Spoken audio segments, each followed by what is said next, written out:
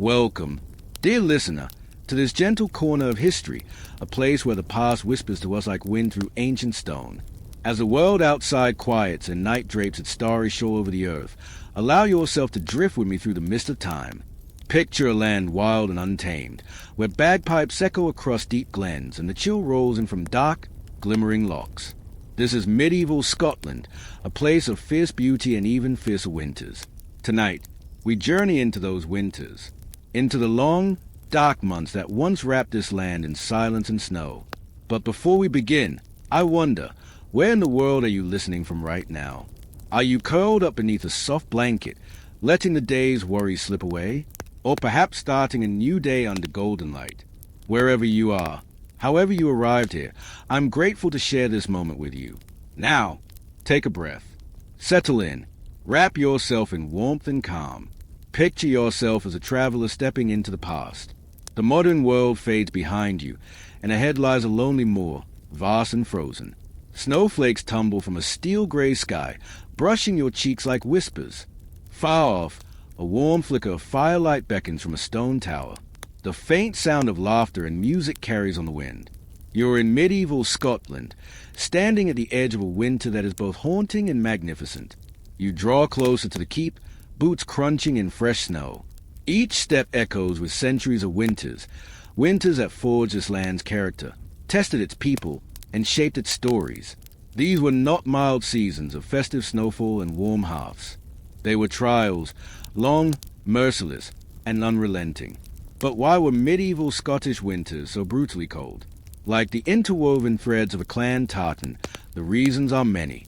Scotland's high latitude placed it alongside regions like Siberia and Alaska. Her rugged geography, with mountains soaring over 4,000 feet, trapped frigid winds and gathered snow in deep drifts. Her coasts, lashed by the North Sea, churned with turbulent storms born where cold and warm currents collided. The land itself seemed to conspire with the sky, crafting winters that bit to the bone. And then came the Little Ice Age. Between the 13th and 17th centuries, global temperatures dipped. The shift was subtle yet unforgiving. Winters grew longer, colder, and more erratic. In Scotland, already clinging to the edge of survivable cold, it was a devastating blow. Entire villages would be locked under snow for months. Fields froze. Rivers turned to glass. Livestock perished. Ale froze in its casks. People huddled in stone dwellings, their breath misting in the air, the wind shrieking like a banshee outside. In 1434, one winter gripped the land so tightly that even the mighty rivers froze solid. The Thames itself became a highway of ice. In Scotland, the freeze was deeper, crueler. Birds were found fallen from the sky, frozen mid-flight. Hunger became a familiar companion. For the poor, winter wasn't just difficult, it was dangerous. Yet, amid the hardship, there was astonishing resilience. The people of medieval Scotland were forged by their winters. They dressed in layers of wool and fur, cloaked in tartan spun by hand. Peat fires glowed in hearths, their smoky warmth battling back the cold. Communities gathered close, physically and emotionally, sharing stories, singing songs, and supporting one another. Feasts were few but precious. Ale might be scarce, but laughter was not. Work never truly stopped, even in the dead of winter. Shepherds still tended flocks, breaking ice for their animals to drink. Blacksmiths kept their forges burning. And in the castles, the lords and ladies braved the chill within great halls lit by torchlight. Children played in snowdrift while elders recounted tales of older, harsher seasons. This wasn't merely survival. It was a way of life, a deep, intimate relationship with the natural world. The Scottish spirit, molded by centuries of cold and hardship, was one of tenacity. Every winter that came was met not just with fear, but with fierce determination. Scotland's winter was not the enemy, it was a teacher. It taught humility, patience, and endurance. It reminded people of the value of warmth, of kindness, of sharing a fire with a neighbor when the night grew long. So, as we sit together in this moment, warmed not by firelight but by the glow of understanding, imagine those long-ago nights. Picture the stars above a snow-covered glen, silent and endless.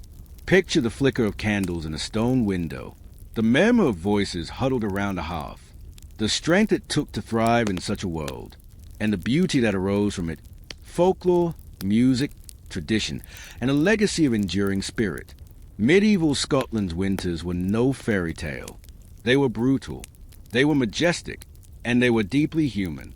Now, as our journey winds to a close, may you carry a piece of that quiet strength with you.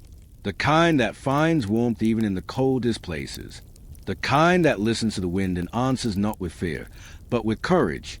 Until we meet again, stay warm, stay curious, and remember, history lives not just in books or ruins, but in the stories we choose to carry forward.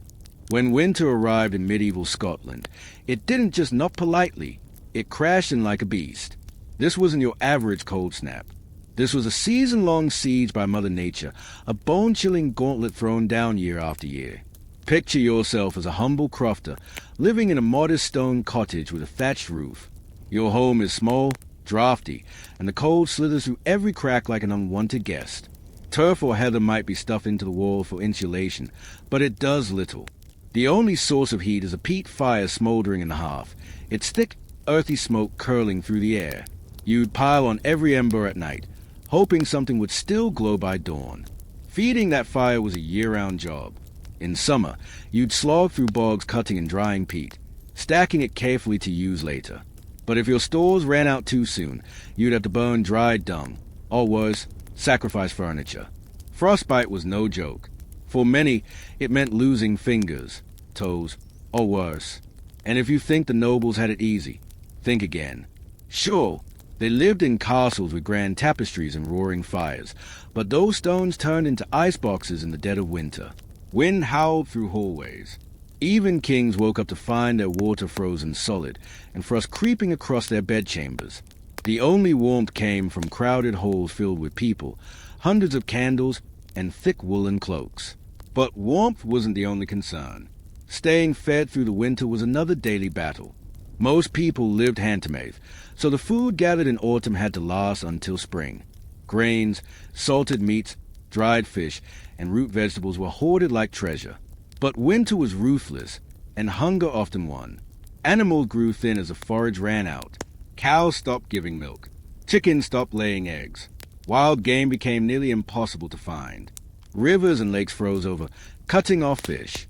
In the winter of 1439, famine swept across the land.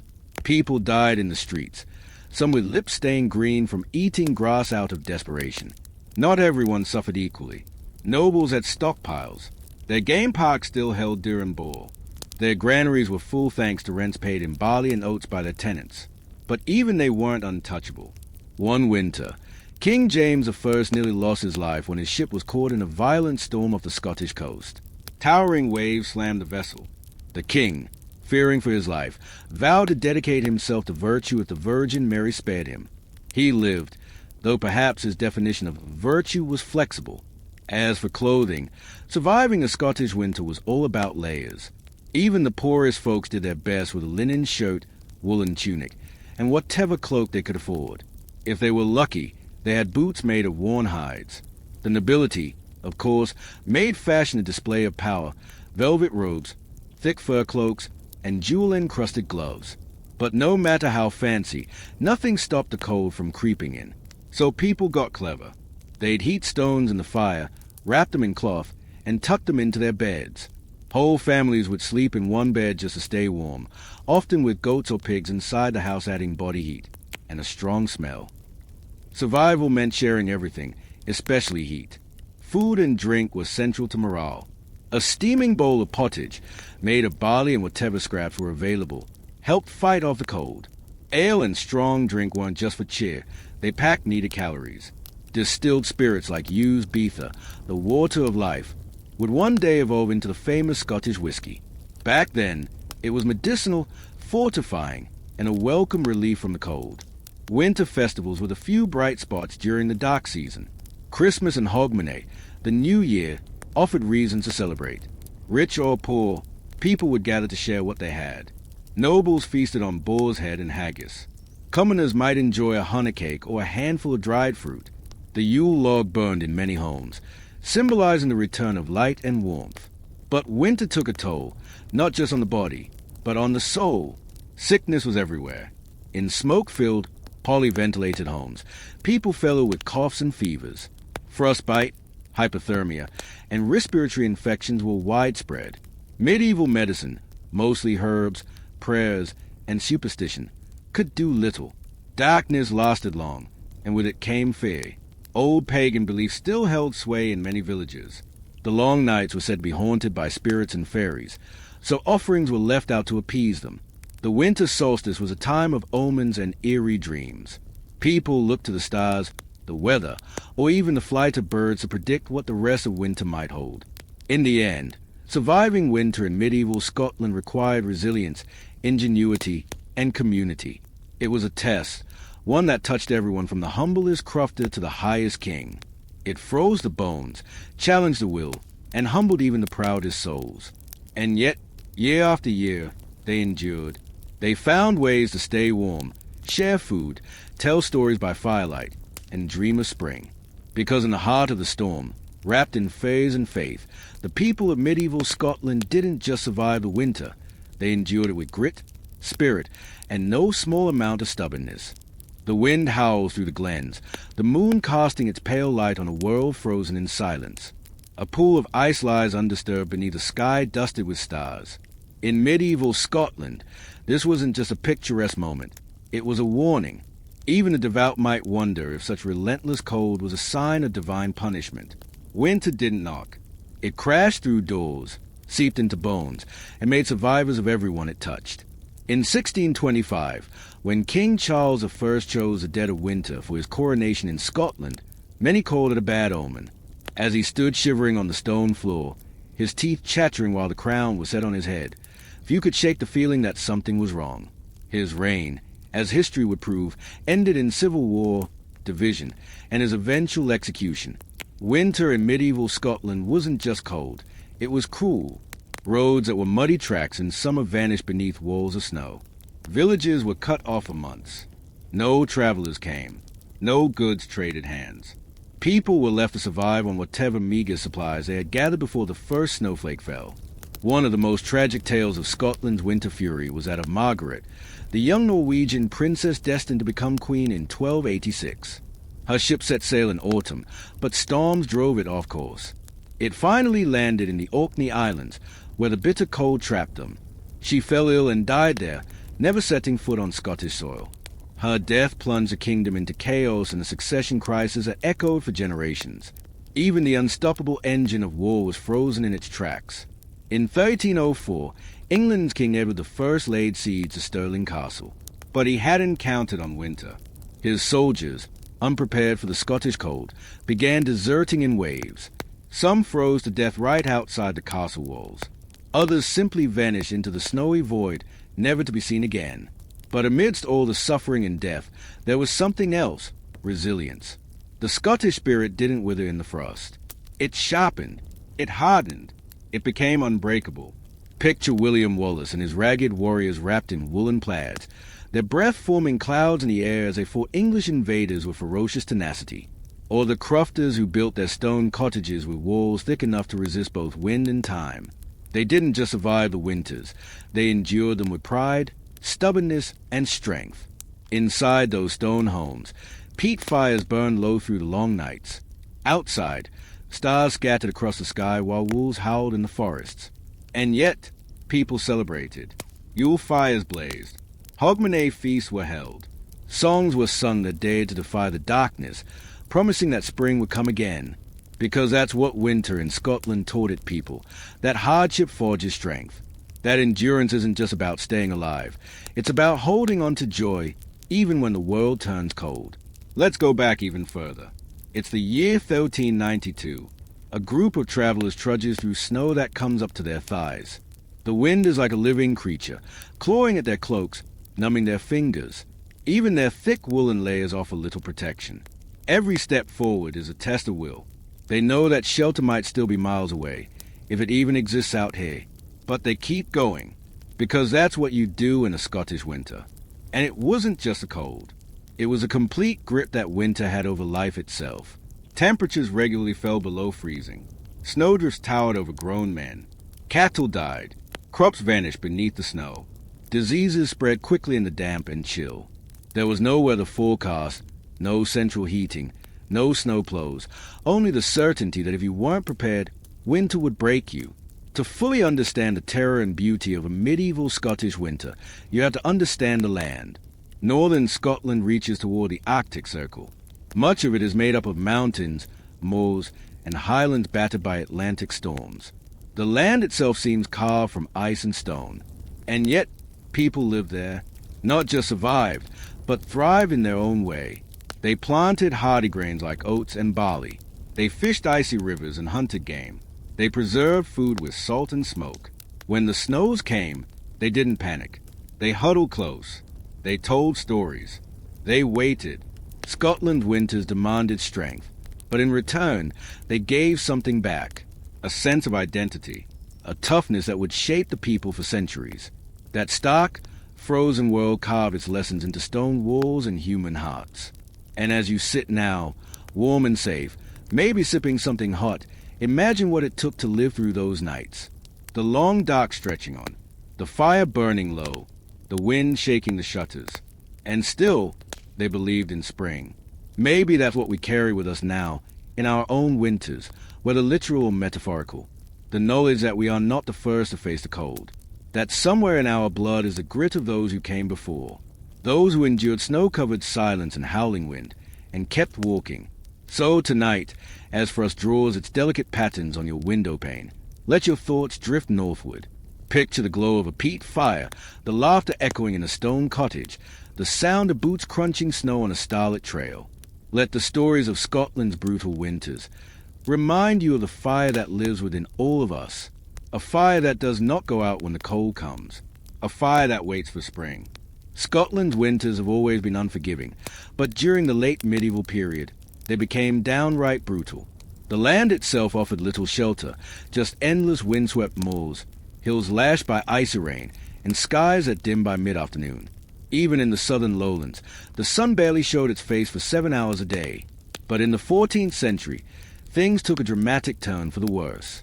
This was the beginning of the Little Ice Age, a climate shift that would darken European winters for centuries, and Scotland felt its sting like few others. The winter of 1434 was a turning point.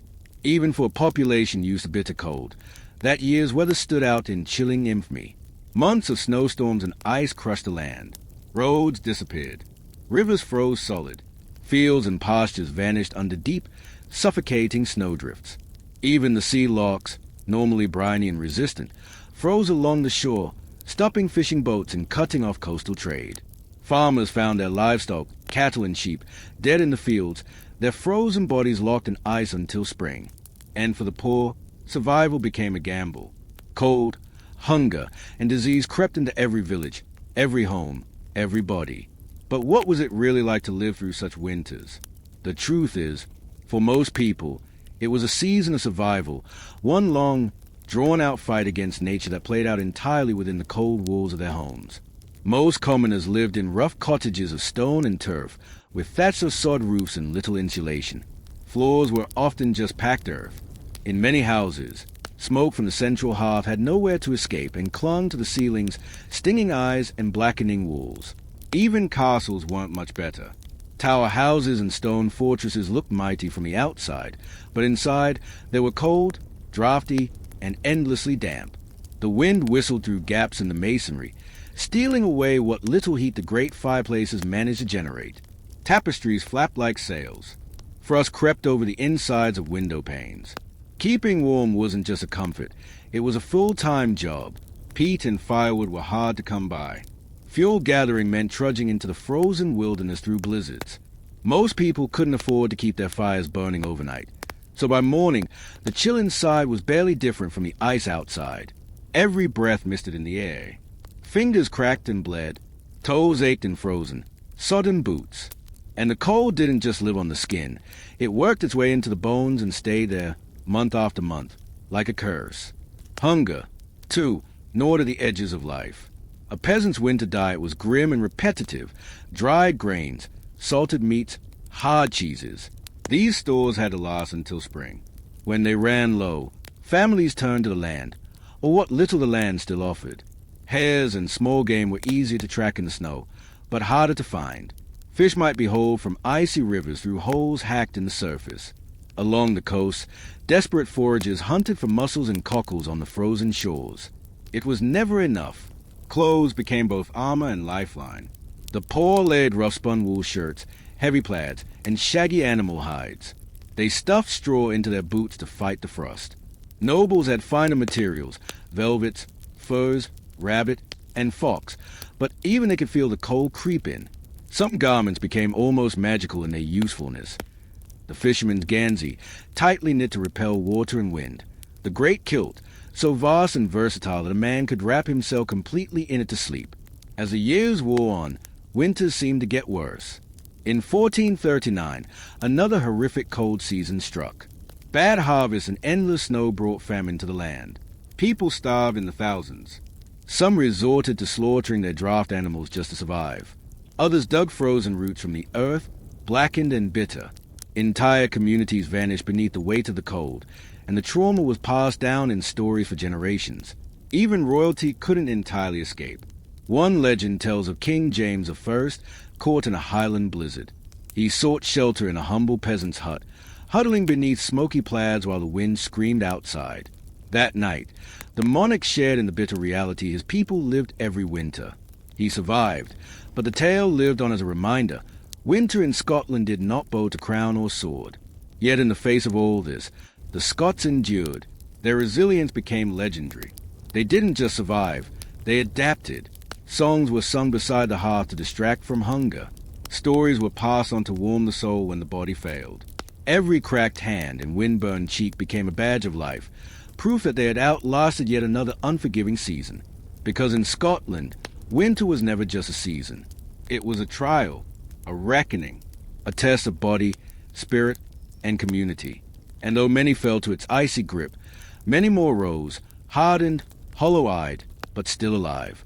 Imagine the fire's glow fading to embers, and the only thing standing between you and the freezing dark is a blanket, or maybe just your own breath in the cold night air.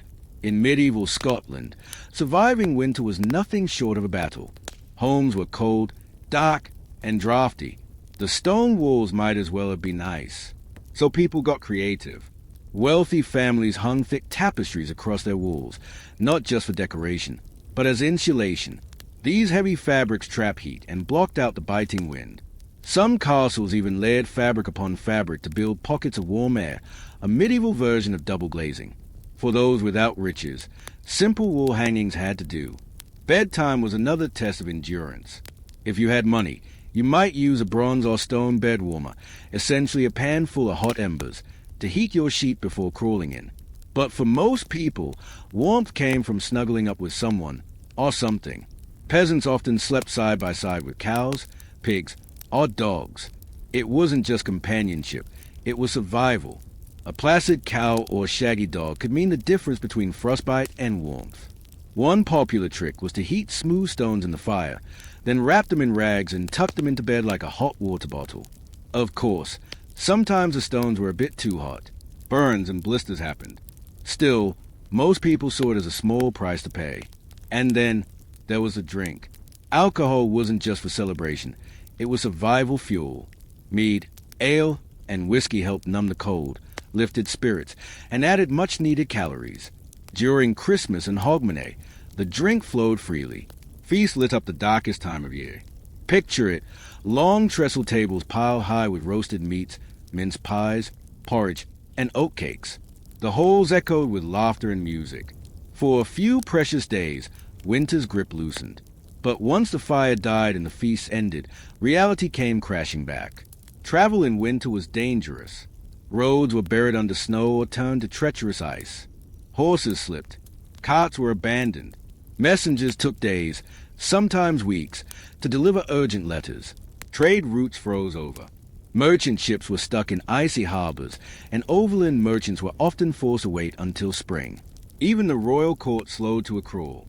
Nobles from distant lands couldn't reach the capital, and important political meetings were postponed. Winter could paralyze an entire kingdom. And sometimes, the cost wasn't just political, it was deeply personal. In 1290, a 7-year-old girl named Margaret, the Maid of Norway, set sail across the freezing North Sea to claim the Scottish throne. She never made it. Her ship was blown off course and wrecked near the Orkney Islands. She died in the icy waters before ever setting foot in Scotland. Her tragic death threw the kingdom into chaos. With no clear heir, a brutal power struggle began. England invaded. A long and bloody war followed, all because a little girl didn't survive the cold. Winter didn't stop wars, it just made them harder and more punishing. When armies marched in Scotland's deep snow and bone-chilling winds, they faced more than enemy blades. Food was scarce, roads were blocked, and soldiers froze in their tents. Horses starved, troops deserted, battles stalled or failed altogether. One example says it all, the siege of Stirling Castle in 1304. King Edward I of England brought a massive army to crush the Scots. The castle had just 30 defenders. You'd think they wouldn't stand a chance. But those 30 men held out for months, using arrows, rocks, and boiling oil. As winter rolled in, it wasn't the defenders that broke, it was the invaders. The English army was battered by snow, sickness, and starvation. When the castle finally surrendered in July, Edward's victory came at a huge cost. His army was decimated, not by swords, but by winter. Even guerrilla fighters like Robert the Bruce had to adapt. In 1306, Bruce and his ragtag army faced a bitter winter in the Western Highlands. They were hunted by enemy clans loyal to England. They had no secure base, no real supplies, but they had the land. They hid in wooded glens and moved like ghosts across the frozen hills. They struck fast, stole what they needed, and vanished before their enemies could catch them. They used the winter to their advantage, where others were crippled by it. It was a brutal existence, but it worked. Bruce survived. His enemies didn't.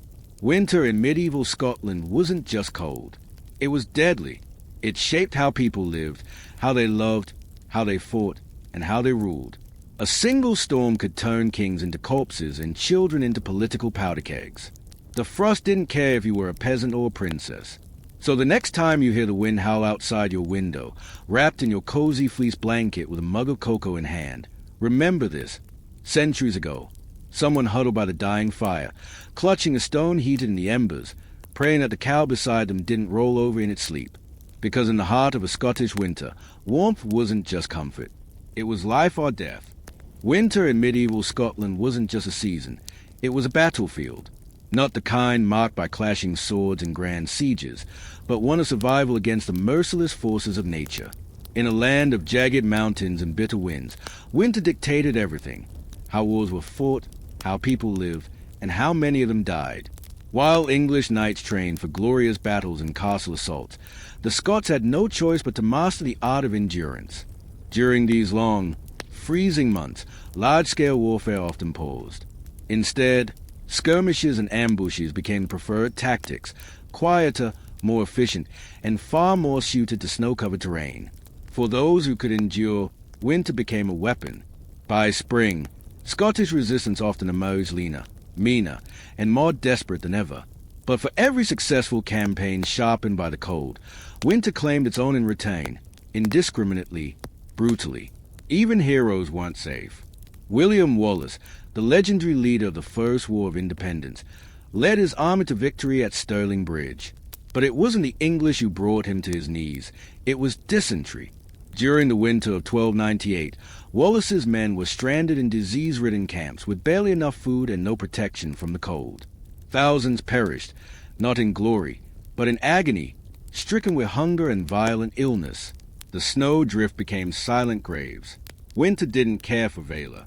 It was a great equalizer. The civilian population suffered most of all. The young, the elderly, and the sick were constantly at risk. Medieval medicine in Scotland was based on the ancient idea of balancing bodily humors: black bile, yellow bile, phlegm, and blood. In winter, an excess of cold, wet phlegm was believed to cause respiratory diseases like bronchitis and pneumonia. The cures? Syrups made from juniper, pine resin, and angelica root. Leeches to drain fevered blood. Mustard and garlic plasters slapped onto chests to warm the lungs. But these half measures rarely worked. The sick kept dying. And then there was frostbite. For those with a bad luck, or duty, to labor outdoors, the consequences were gruesome. Some medical texts recommended soaking frostbitten flesh in a mixture of onion, salt, and urine. Others encouraged snow rubbing or ice water soaks. The result? Worsening injury. For many, the final treatment was an amputation by a shaky-handed surgeon and a dull sore. Estimates suggest that in a typical winter, up to 10% of Scotland's population could perish. During famines or harsh cold snaps, that number might double. Babies, especially, often didn't survive their first winter. Swaddled tightly, they passed silently in the night, their breath stolen by frigid air. Mothers wept in silence, their tears freezing on pale cheeks. And yet, somehow, Scotland endured. Year after year, generation after generation, the Scots faced winter's cruelty with a grim sort of pride. This wasn't just survival, it was character building. The harshness carved a national identity from ice and stone, stoic, defiant, and unbreakable. The same winter that claimed so many lives also inspired remarkable feats of devotion and faith. Monasteries and cathedrals rose through the snow, built stone by frozen stone. Monks copied sacred texts by flickering candlelight, their fingers stiff with cold. Architects drew up designs for soaring arches and stained glass windows, a direct challenge to winter's dominance. Inside these holy places, people huddled for warmth, not just physical, but spiritual. Mass became a beacon of hope.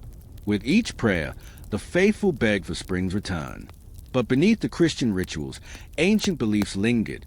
Yule, now a celebration of Christ's birth, was once a time to honor older, stranger spirits. Scots still decked their halls with holly and ivy, burned massive Yule logs, and held wild, masked processions, echoes of pre-Christian rites. These were gestures of respect and fear toward the unknowable forces that ruled the darkest months. Hogmanay, Scotland's unique New Year celebration, was thick with superstition. A lump of coal gifted at midnight was believed to bring warmth and good luck. The direction of the wind as the clock struck 12 foretold the year ahead. And then there was first footing, ensuring that the first person to enter your home in the new year was a tall, dark-haired man, a harbinger of prosperity. In the most remote regions, things got even stranger. Shards of broken pottery were scattered on doorsteps to confuse malicious spirits. Red thread and rowan twigs were hung above beds and in barns to keep witches away. People didn't just endure winter. They fought it with fire, magic, and faith. But none of it could stop the creeping cold of the Little Ice Age, a centuries-long chill that made already brutal winters even deadlier. Crops failed. Starvation loomed. And still, the people held fast. Scotland's winters were never just weather. They were trials. They shaped warriors, legends, and faith. The cold didn't just kill. It carved out the soul of a nation. Every snowstorm, every bitter wind, every starved night etched something deep into the Scottish spirit. Resilience. And so when spring finally came, when the first green shoots broke through frostbitten soil, it wasn't just a season. It was victory. Winter in medieval Scotland was more than just a season. It was a force that shaped lives, decisions, and the fate of a nation. Snowbound roads, biting winds, and endless blizzards turned even the shortest journey into a life-threatening gamble. Villages were buried under mountains of snow, cut off from the world for weeks or months. Familiar roads vanished. Landscapes became strange, wild, and unrecognizable. For travelers and traders, it was a nightmare. Markets emptied. Fairs vanished. Ships lay trapped in frozen harbors, their crews huddled in the cold below deck. Business stopped. The great trade routes connecting Scotland to England and Europe went eerily silent. The only sound? The wind screaming over the frostbitten hills. But winter didn't just freeze the land. It froze time. It isolated communities, paralyzed politics, and, at the worst possible moment, threw an entire kingdom into chaos. In the winter of 1289, tragedy struck. Young Queen Margaret, known as the Maid of Norway, died at sea on her journey to claim the Scottish throne. She was just 7 years old, Scotland's last direct heir. Her death was a political disaster. Margaret had been the daughter of King Alexander III and the last hope for peace. She was set to marry the son of England's King Edward I, a union that might have brought stability. But a fierce storm struck her ship near the Orkney Islands. Sick, weak, and battered by the sea, Margaret never made it to Scotland. Her body was carried ashore on cold, rocky ground. The news of her death spread slowly, choked by winter storms. Roads were impassable. Letters took weeks. By the time spring arrived and the ice melted, it was clear Scotland was in crisis. With no heir, rival nobles scrambled to claim the throne. This power struggle became known as a Great Cause, and it would plunge Scotland into a brutal and long-lasting conflict with England. King Edward I, sensing opportunity, tried to take control of the throne himself.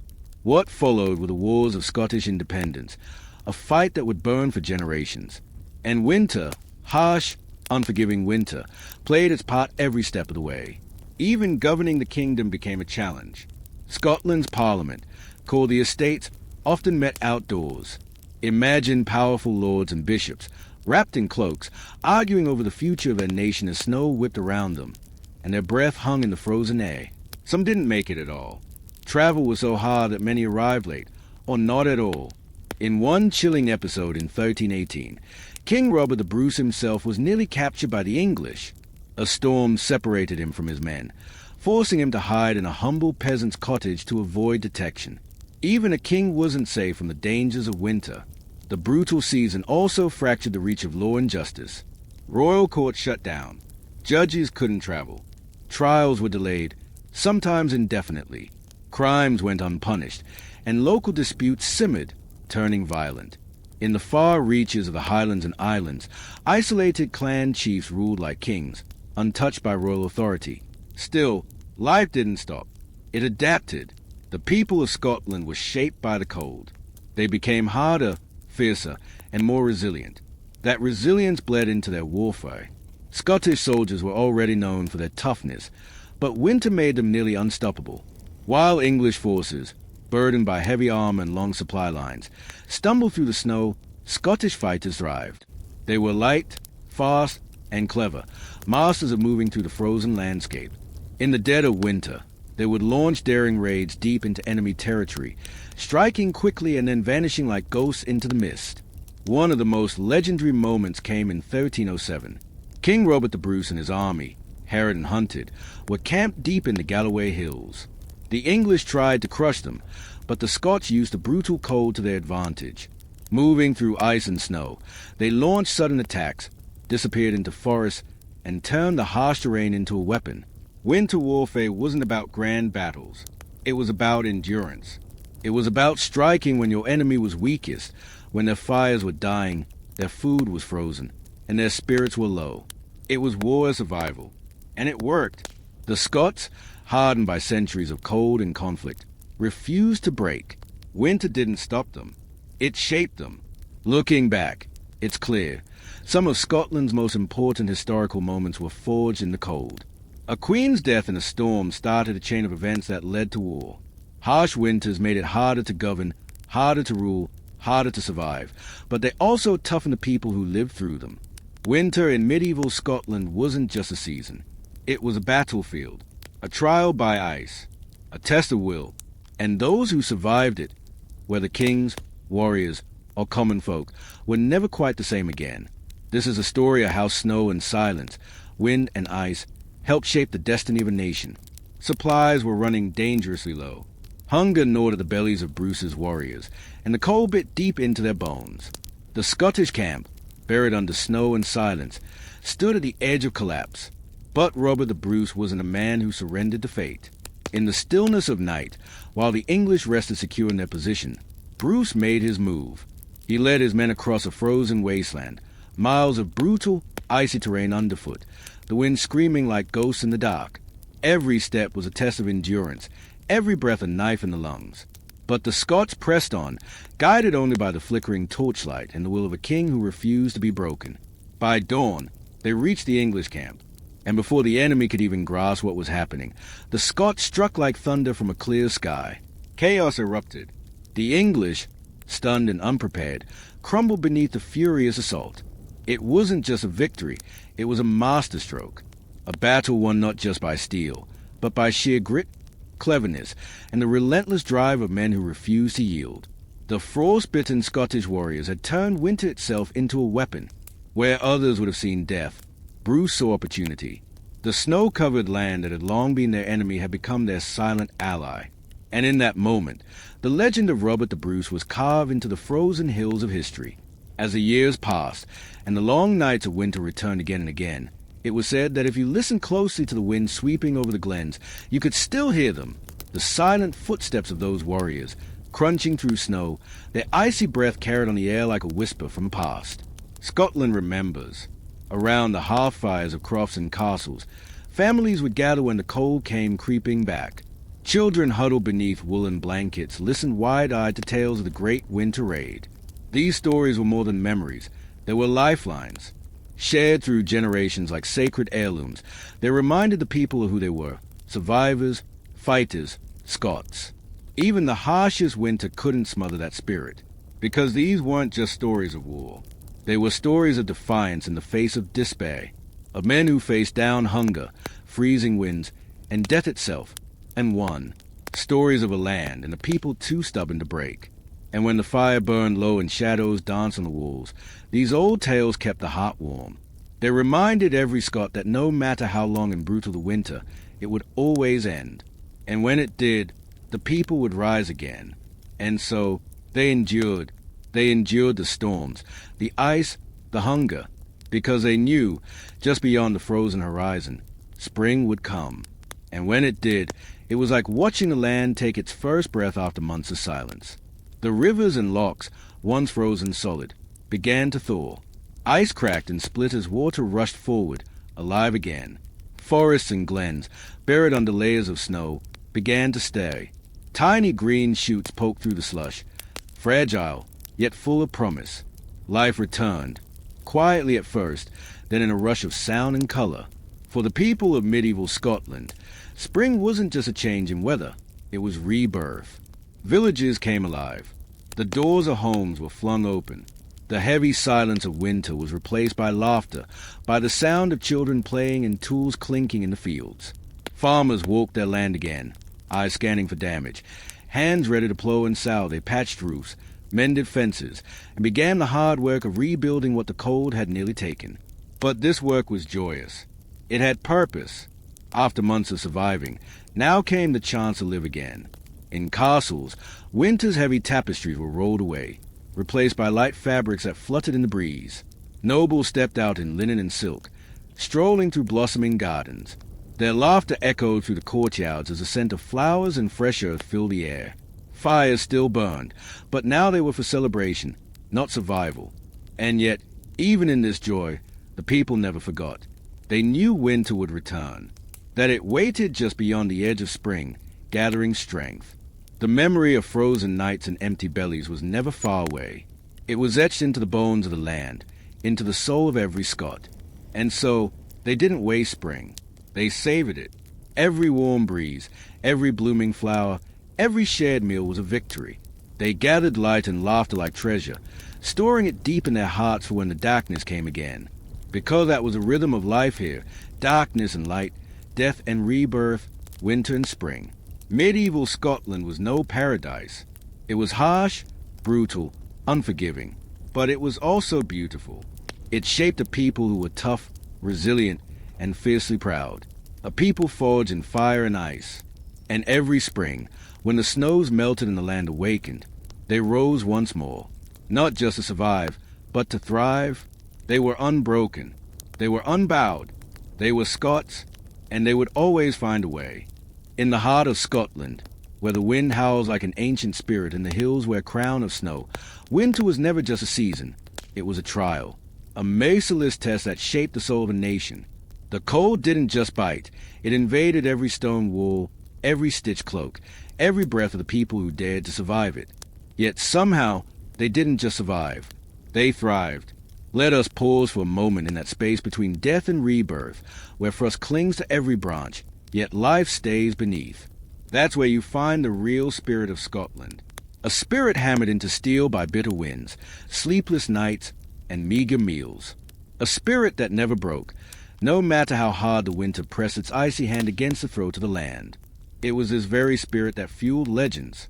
Men like William Wallace, who rose not from noble blood but from common soil. In the brutal winter of 1297, Wallace led a band of rebels through snow-covered Highlands. They struck English forces like lightning, then vanished into the hills as if swallowed by the land itself. English supply lines froze, morale shattered. But Wallace's own men paid a steep price. not from arrows, but from cold, starvation, and the creeping spectre of dysentery. Even Wallace, the defiant lion of Scotland, was worn thin by sickness and ice. Centuries of such hardship mold the Scots into a people tough as granite and sharp as their northern winds. Cold blackened fingers, pneumonia tore through lungs, and bellies growled beneath threadbare tartans. But still, they endured. Even kings weren't spared. In the winter of 1424, James I found himself lost from his hunting party and forced to survive a night in the open wilderness. With only a crude snow cave for shelter, he clung to life while the frost clawed at his skin. Others were luckier. James IV, for instance, whose 1503 wedding to Margaret Tudor unfolded like a winter fairy tale. Snow sparkled like diamonds over the lavish celebrations. Bonfires roared in palace courtyards, and hunted meat flowed like water. But those were rare moments of warmth and wonder. For most, winter brought nothing but hunger and disease. Poor families huddled together in dark, cramped huts, single-room homes shared with livestock. Smoke from the hearth thickened the air. There were no windows, only slits or shutters. Heat was a luxury. Food was a memory. Their diet was spare. Salted meat, coarse oat cakes, boiled cabbage, or withered root if they were lucky. No fresh food. No comfort. Just survival. The cost was high. Children and elders were often the first to go. A single winter could take 3 or 4 from a single family, and when the ground froze solid, even burial became impossible. Grief and ice settled into the land together. Yet necessity, as always, sparked invention. The Scots turned to what they had, wrapping feet in moss or straw for insulation, winding strips of wool around their legs like primitive thermal wear. Sheepskins, goatskins, anything that could keep the cold at bay was used. The prized item? A thick woolen plaid, rough and heavy, serving both as cloak and blanket. For many, that single garment was the only barrier between life and a freezing death. The nobility fared better, of course, wrapped in rich furs and fine layered wool. But winter was no respecter of status. It humbled kings and paupers alike. Still, there were moments of joy, Christmas and Hogmanay, the Scottish New Year. These festivals offered brief escape. Tables filled with meat pies, bannocks sweetened with honey, and a dram or two of whiskey to chase away the chill. Stories flowed by the firelight, tales of old warriors, mysterious spirits, and the mischievous fairies had to dance in the woods on cold nights. But winter was more than just cold and hunger. It was spiritual. The Scots were deeply religious, their Christianity laced with old pagan beliefs. Winter's long nights and eerie half-light stirred the imagination. Chimney smoke twisted into signs. Shadows danced like spirits. People spoke in whispers of ghost lights, banshees, and child-stealing fairies that rode the winds. The veil between worlds felt thinner during winter. And so, huddled together in their smoke-darkened homes, they told stories, not just to entertain, but to survive. Because in stories, there was power. In belief, there was warmth. Despite everything, hunger, disease, superstition, Scotland endured. More than endured, it emerged stronger. Like the thistle that grew in frozen soil, the people learned not just to persist, but to resist. They took pride in their suffering. It shaped their music, their poetry, their identity. Today, that legacy still lingers. You can feel it in the haunting notes of a lone bagpipe carried by winter wind, in the sturdy stones of ancient crofts that still stand after centuries of snow and storm, in the fierce pride of a people who remember what their ancestors survived. So as the great wheel of seasons turns once more, let us remember those long winters. Let us honor the men, women, and children who endured when the world turned cold. Their struggle gave birth to a spirit that could not be broken. A spirit not just of survival, but of defiance, resilience, and hope, forged in winter, reaching ever toward the light. Every mirror, every black puddle of ice, seemed to whisper secrets in the Scottish winter.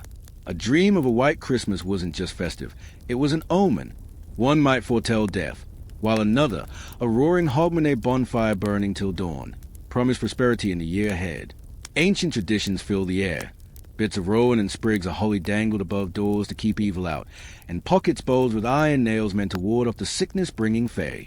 But among these wintry superstitions, one chilling tale still echoes through time. On a bitter February morning in 1625, King Charles I made his way toward Holyrood Abbey for his coronation. The wind howled with eerie intensity, and as he solemnly approached the sacred steps, a sudden gust tore the crown from his head. It clattered across the flagstones like a warning from the heavens. Though Charles laughed it off with noble grace, the crowd wasn't convinced. To the Scots, this was no accident. It was a sign, and they weren't wrong. Within a quarter of a century, Charles would lose not just his crown, but his head. The winter spirits, it seemed, had come to collect their due. Such was the mindset in medieval Scotland during the long, brutal winters. The land itself seemed alive with omens and mysteries. With little to do but wait out the cold, people filled their minds with ghost stories, old songs, and the quiet dread of what the season might steal next. Every family had its own sorrowful tale. A child lost a fever, a father frozen during a late journey home, livestock buried beneath crushing snows. Winter wasn't just a season, it was a cool test of endurance. But the Scots never simply endured. They transformed their suffering into art. They crafted stories that cut deeper than the frost. They sang songs that warmed hearts more than any fire. They wrote poetry that defied the darkness. No one captured that spirit better than Robert Burns. His verses thundered with the cold fury of winter storms. The wintry west extends his blast, and hail and rain does blow, or the stormy north sends driving forth, the blinding sleet and snow. Just reading his words feels like standing in a blizzard, face stung by ice, heart thudding against the bleak silence.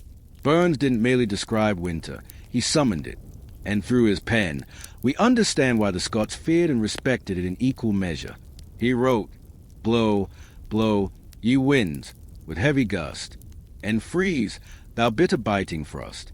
Descend, ye chilly smothering snows." But then, he turned his gaze not on the storm outside, but on humanity itself.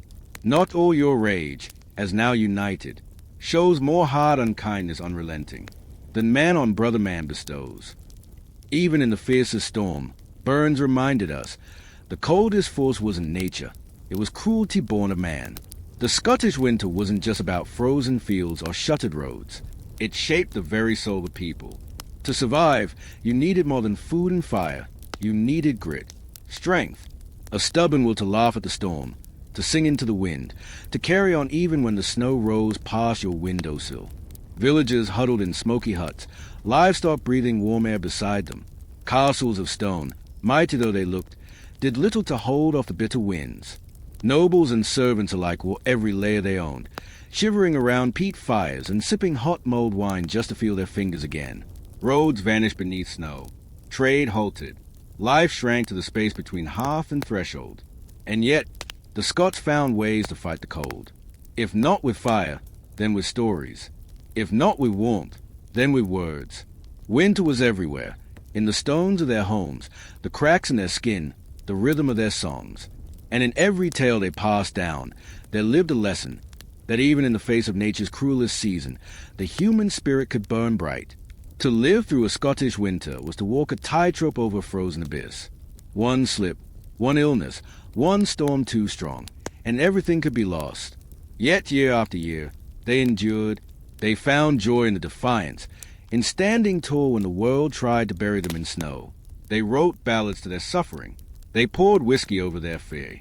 They raised children to be as strong as the hills and as unyielding as the ice. So the next time the wind howls at your window or snow piles high at your door, think of those who came before.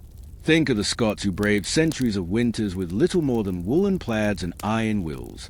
Draw your blanket tighter, stoke the fire, and let your mind wander to heather blooming defiantly in frozen fields, to a crown dashed upon stone by a ghostly wind, to a poet standing alone in a storm, scribbling verses with frozen fingers.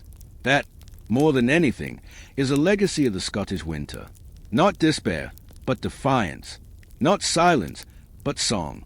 Not darkness, but the unshakable glow of a people who refuse to be frozen into stillness. Winter in medieval Scotland was a relentless enemy. Trade slowed to a trickle. Armies found it impossible to move or supply themselves, and the struggle to find enough food and warmth consumed every thought. Harsh cold, hunger, and sickness gripped the land like a merciless shadow, broken only by rare feasts or celebrations in the great halls of the lords. The endless darkness and bitter weather wore down spirits and frayed nerves. Scots sought any comfort they could find in strong drink, prayer, and fierce determination, always watching the lengthening nights, longing for winter's mercy. Surviving each brutal winter was a test passed down through generations, shaping the Scots' character, tough, resilient, faithful, and fatalistic. To understand Scotland's people, their lives, their battles, their faith, and their deaths, we first must grasp the severity of their winters. Scotland's harsh climate begins with its location. Nestled between 54 and 59 degrees north, it lies directly in the path of icy Arctic winds and storms from the North Atlantic. Its geography offers no kindness. Rugged highlands where snowstorms race down mountains, cold valleys filled with ice fog, and frost-covered moors stretching endlessly. Even the lower Midland Valley and southern uplands offered little relief. Rivers and lakes froze over, hills drifted with heavy snow, and the weak winter sun was barely able to cut through thick, gloomy clouds. This cold wasn't just ordinary winter. It was made worse during the Little Ice Age, a time between the 15th and 17th centuries when the world grew colder. During this period, volcanic eruptions, changes in the ocean currents, and less solar energy combined to deepen Scotland's freeze. Howling Arctic winds brought crop failures, famine, and deadly cold spells year after year. The Little Ice Age's winters were longer, harsher, and far less predictable than any before or after, pushing Scots to the edge of endurance. One of the most brutal winters on record was in 1434, so cold that the River Tay froze solid, and the ports of Inverness and Aberdeen were trapped under ice for months. The thaw came suddenly in late March, with fierce winds and flooding. The rising waters smashed bridges, destroyed mills, and swept away whole villages, adding destruction and death to an already grim season. Living through such winters was a daily battle for survival. Keeping warm was a top priority, whether you were a poor crofter or a powerful noble. Stone walls of huts and castles offered little insulation. They were cold, damp, and miserable. Windows were small and unglazed, often covered with oiled animal hides or thin sheets of horn to keep out the cold. Inside, moisture collected on the walls, and dampness seeped into everything. Floors were covered with rushes. Sweet-smelling grasses meant to freshen the air, but these quickly became sodden and foul, only adding to the chill. Heat came mainly from a central hearth, where a fire might simmer under a pot of porridge or stew. The fire's weak warmth barely reached the far corners, while thick smoke filled the room, coating everything in soot and stinging the eyes. Even in castles, the great hall fire burned day and night but could not chase away the cold. Poorer folk had it far worse. Many shared cramped huts with their livestock, relying on the animals' body heat to survive the freezing nights. The smell of manure, unwashed bodies, and smoky fires mixed into a harsh, choking fog. But it was better than freezing. People used any trick they could find. Heated stones placed in beds to keep warm, curtains or canopies around bed to trap heat, and wrapping themselves in layer after layer of coarse woolen clothing. Even royalty wasn't safe. King James II nearly froze in his chamber during the brutal winter of 1424. If the king could suffer, imagine the hardship for the common folk. Food was another constant worry. Oats, barley, and rye were dried and stored carefully. Root vegetables like turnips were sometimes dug out from frozen ground. But fresh meat was scarce during the long winter months. Hunting was difficult in deep snow, and animals were scarce. Preserving food for the winter was a vital skill. Without it, starvation loomed. Many families lived on porridge, salted or dried meat, and whatever root vegetables they could find. When times were bad, hunger gnawed relentlessly. Yet, despite these hardships, life went on. People gathered for winter festivals. Hogmanay celebrations and Christmas feasts offered brief moments of joy and hope amid the cold and darkness. Charms and rituals, like hanging rowan branches or carrying iron nails, were believed to ward off evil spirits and sickness during the perilous season. Winter shaped Scotland's culture and spirit. The struggle against cold and hunger forged a people defined by endurance and faith. It bred a tough, hardy resilience that survived not just the weather, but centuries of warfare, famine, and hardship. Every long winter tested the Scots' will to survive, and through these trials, the nation's fierce identity was born. Winter in medieval Scotland was a merciless trial. Food was scarce and precious. Game was rare, forcing people to rely on salted or smoked fish and meat, along with hard cheese stored from better times. Even the nobility faced a dull, monotonous diet dominated by boiled grains and preserved meats. For ordinary Scots, survival meant enduring a thin gruel made from oats and water, sometimes brightened by a few shriveled turnips or a scrap of saltfish if luck allowed. Malnutrition was common, and the threat of starvation loomed heavily in the cold, dark months. The winter of 1439 stands as a grim reminder of this brutal reality. After a failed harvest and a harsh winter, starving Scots resorted to eating tree bark, roots, and in the darkest of times, even cannibalism. Thousands died from hunger and disease, and their bodies littered the streets of Edinburgh and Glasgow. So dire was the situation that no one was left to bury the dead. The only sound breaking the chilling silence was the howling of starving dogs roaming the empty villages. Wildlife suffered equally. Red deer driven from their Highland homes by icy winds and deep snow sought refuge in slightly warmer lowlands, desperate to find any withered lichen or heather to eat. Many didn't survive, becoming food for the hungry wolves and foxes prowling the wilderness. Livestock, the lifeblood of many Scottish families, often perished in the freezing months. Cattle were kept indoors to save on fodder, packed tightly in cold, foul-smelling byres near their owners' huts. The warmth from their bodies was a grim necessity that helped both man and beast endure the cruel winter. Sheep fared no better. Despite their thick wool, many froze where they huddled in the lee of snowdrifts. Come spring, shepherds often discovered frozen carcasses, a heartbreaking toll of the season's harshness. With so much energy devoted to simply staying warm and fed, other aspects of life slowed dramatically. For the nobility, governance, diplomacy, and trade ground almost to a halt. Travel was a dangerous ordeal, with winter storms and impassable roads making communication nearly impossible. Royal courts and noble households retreated behind the massive walls of Scotland's great castles and keeps, entering a kind of semi-hibernation. Here, the business of ruling continued at a slow, subdued pace, heated only by roaring fires, meager winter feasts, and cups of moldy wine. For ordinary folk, winter was far more cruel. With roads blocked by snow, royal officials, tax collectors, sheriffs, and judges were often unable to perform their duties. Law and administration stalled, and many crimes went unpunished until spring. Justice delayed was frequently justice denied. Military campaigns came to a near standstill during winter's grip. Armies could neither march nor be provisioned in the bitter cold and deep snow, a hard lesson the English learned at the Battle of Bannockburn in 1314. Even Edward I, the fearsome Longshanks, avoided winter warfare whenever possible. The one notable exception was his grueling winter siege of Stirling Castle in 1304, a desperate act driven more by fury than strategy. That siege lasted 4 brutal months, bringing misery and suffering to both attackers and defenders, and was ultimately a costly victory. For the poorest Scots, winter isolation was the harshest punishment. With wolves prowling forests and roads impassable, villages could be cut off from the outside world for months. Priests could not travel, leaving the sick and dying without comfort or last rites. Babies were born, and the elderly died, often without ceremony or solace. The endless boredom and biting cold wore down the spirit, numbing minds and breeding despair. It's no wonder, then, that Scots embraced the arrival of winter festivities, Christmas and Hogmanay, with such joy. The celebrations were modest by today's standards, a slaughtered pig, a mix of preserved fruits and vegetables, and a few handmade gifts. Yet these gatherings were vital. They brought light, warmth, laughter, and a precious sense of connection in a world otherwise gripped by cold and isolation. Religion offered some solace, too. Christmas and Candlemas were rare bright spots in the bleak winter calendar.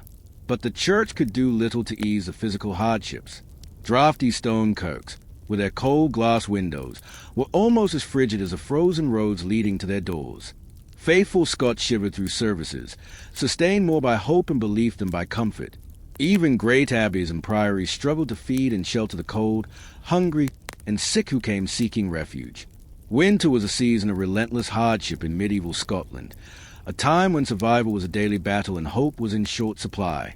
Yet through it all, the resilience and spirit of the Scottish people endured, shining brightest when the darkness seemed deepest. Winter in medieval Scotland was not just a season. It was a relentless force of nature that tested every soul. As the cold crept in, hunger and sickness followed closely behind, stalking the land like silent predators. With food supplies dwindling and medicinal knowledge barely scratching the surface, communities did their best to protect the weak and vulnerable. But winter's grip was merciless. Respiratory illnesses swept through villages, homes filled with smoky fires that, while necessary for warmth, choked the lungs of young and old alike. Pneumonia was a ruthless visitor, especially cruel to the elderly and those already weakened by hardship. The healers of the time, armed with only basic remedies and herbal lore, could offer little defense. Their tools were prayers, charms, and a sprinkle of superstition. Many believed that malevolent spirits of winter or vengeful ghosts brought these diseases, so rituals and offerings aimed to appease these unseen forces became a vital part of survival. One particularly deadly scourge was dysentery, a brutal illness that tore through bodies with merciless speed. Contaminated water and poor sanitation meant the disease thrived in cramped, cold quarters. Year after year, winter turned into a battlefield where no one was safe, rich or poor, soldier or peasant. In 1336, this disease devastated William Wallace's army, killing over 4,000 men and crippling Scotland's fight against the invading English forces. Winter was more than just sickness and hunger. It bred fear and superstition in the long, dark nights. Isolated and cold, the Scottish mind gave life to ancient legends, icy kelpies lurking beneath frozen lakes, vengeful winter fairies, and ghostly wild hunts that tore across the night sky. Pagan memories clung stubbornly to the edges of belief, with figures like the Kilak Beul, the blue-faced winter crone, freezing the earth with a staff, reminding all of nature's harsh power. This darkness also fed suspicion and paranoia. Witchcraft accusations peaked in the winter months when desperation and fear unraveled the bonds of community. People sought explanations and scapegoats to make sense of their suffering, and those accused of dark arts often paid the ultimate price. Yet, even in the bleakest times, Scots found ways to celebrate and find light. Medieval Christmas was a modest affair compared to later centuries, but festivals like Twelfth Night and Hogmanay offered moments of relief and joy. Bonfires blazed, torchlit processions snaked through villages, and first footing, the tradition of welcoming the first visitor of the new year, brought hope and good luck. In grand castles, nobles held lavish feasts with music, dancing, and tournaments, a stark contrast to the freezing streets outside. The extravagance of royal celebrations could be breathtaking.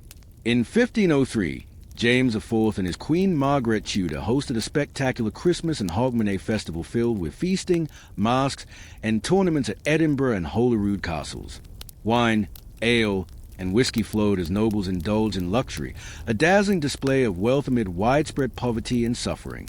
But these grand events only highlighted the divide between the privileged and the struggling. Outside the castle walls, common folk shivered in the cold, scraping together what little they had to survive.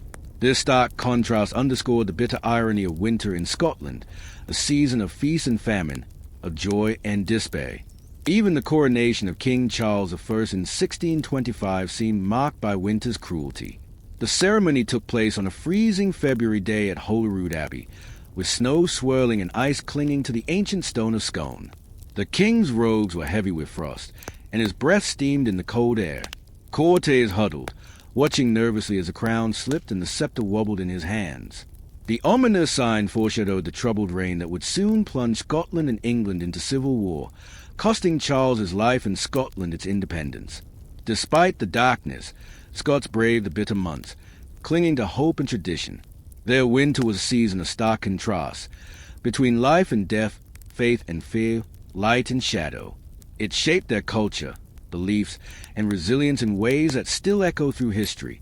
This brutal season, with its freezing winds, deadly illnesses, and ancient superstitions, remains one of the harshest chapters in Scotland's story, a vivid reminder of the power of nature and the enduring strength of the human spirit. In the harsh chronicles of Scotland's past, one winter stands out, a season so brutal that it earned a fearful name, the disaster winter of 1674. The Scots of the time called it simply the ill winter, but it was much more than just a cold snap. That year, winter arrived early and with a merciless fury, like the frozen hand of an unforgiving god. Blizzards tore through the land, fierce gales howled, and temperatures plunged to bone-chilling lows. Scotland's rivers and ports froze solid, locking the country in icy chains. To make matters worse, the autumn harvest had been poor, leaving food supplies dangerously low just as the cold descended. People turned to prayer, but the skies remained silent, bleak and foreboding. Medieval Scotland was no stranger to harsh winters, but these conditions brought immense hardship. Roads quickly became impassable under thick blankets of snow and ice. Travel turned into a deadly gamble. Merchants risked everything to move their goods, while ordinary travelers often vanished into the white wilderness, lost to the season's cruelty. One of the most heartbreaking tales from these times is that of young Margaret, the Maid of Norway. In 1290, the 7-year-old princess set sail from Norway to claim her rightful place as Queen of Scotland after the death of King Alexander III. But the North Sea was unforgiving in winter. Fierce storms battered her ship, and the cold gripped her fragile body.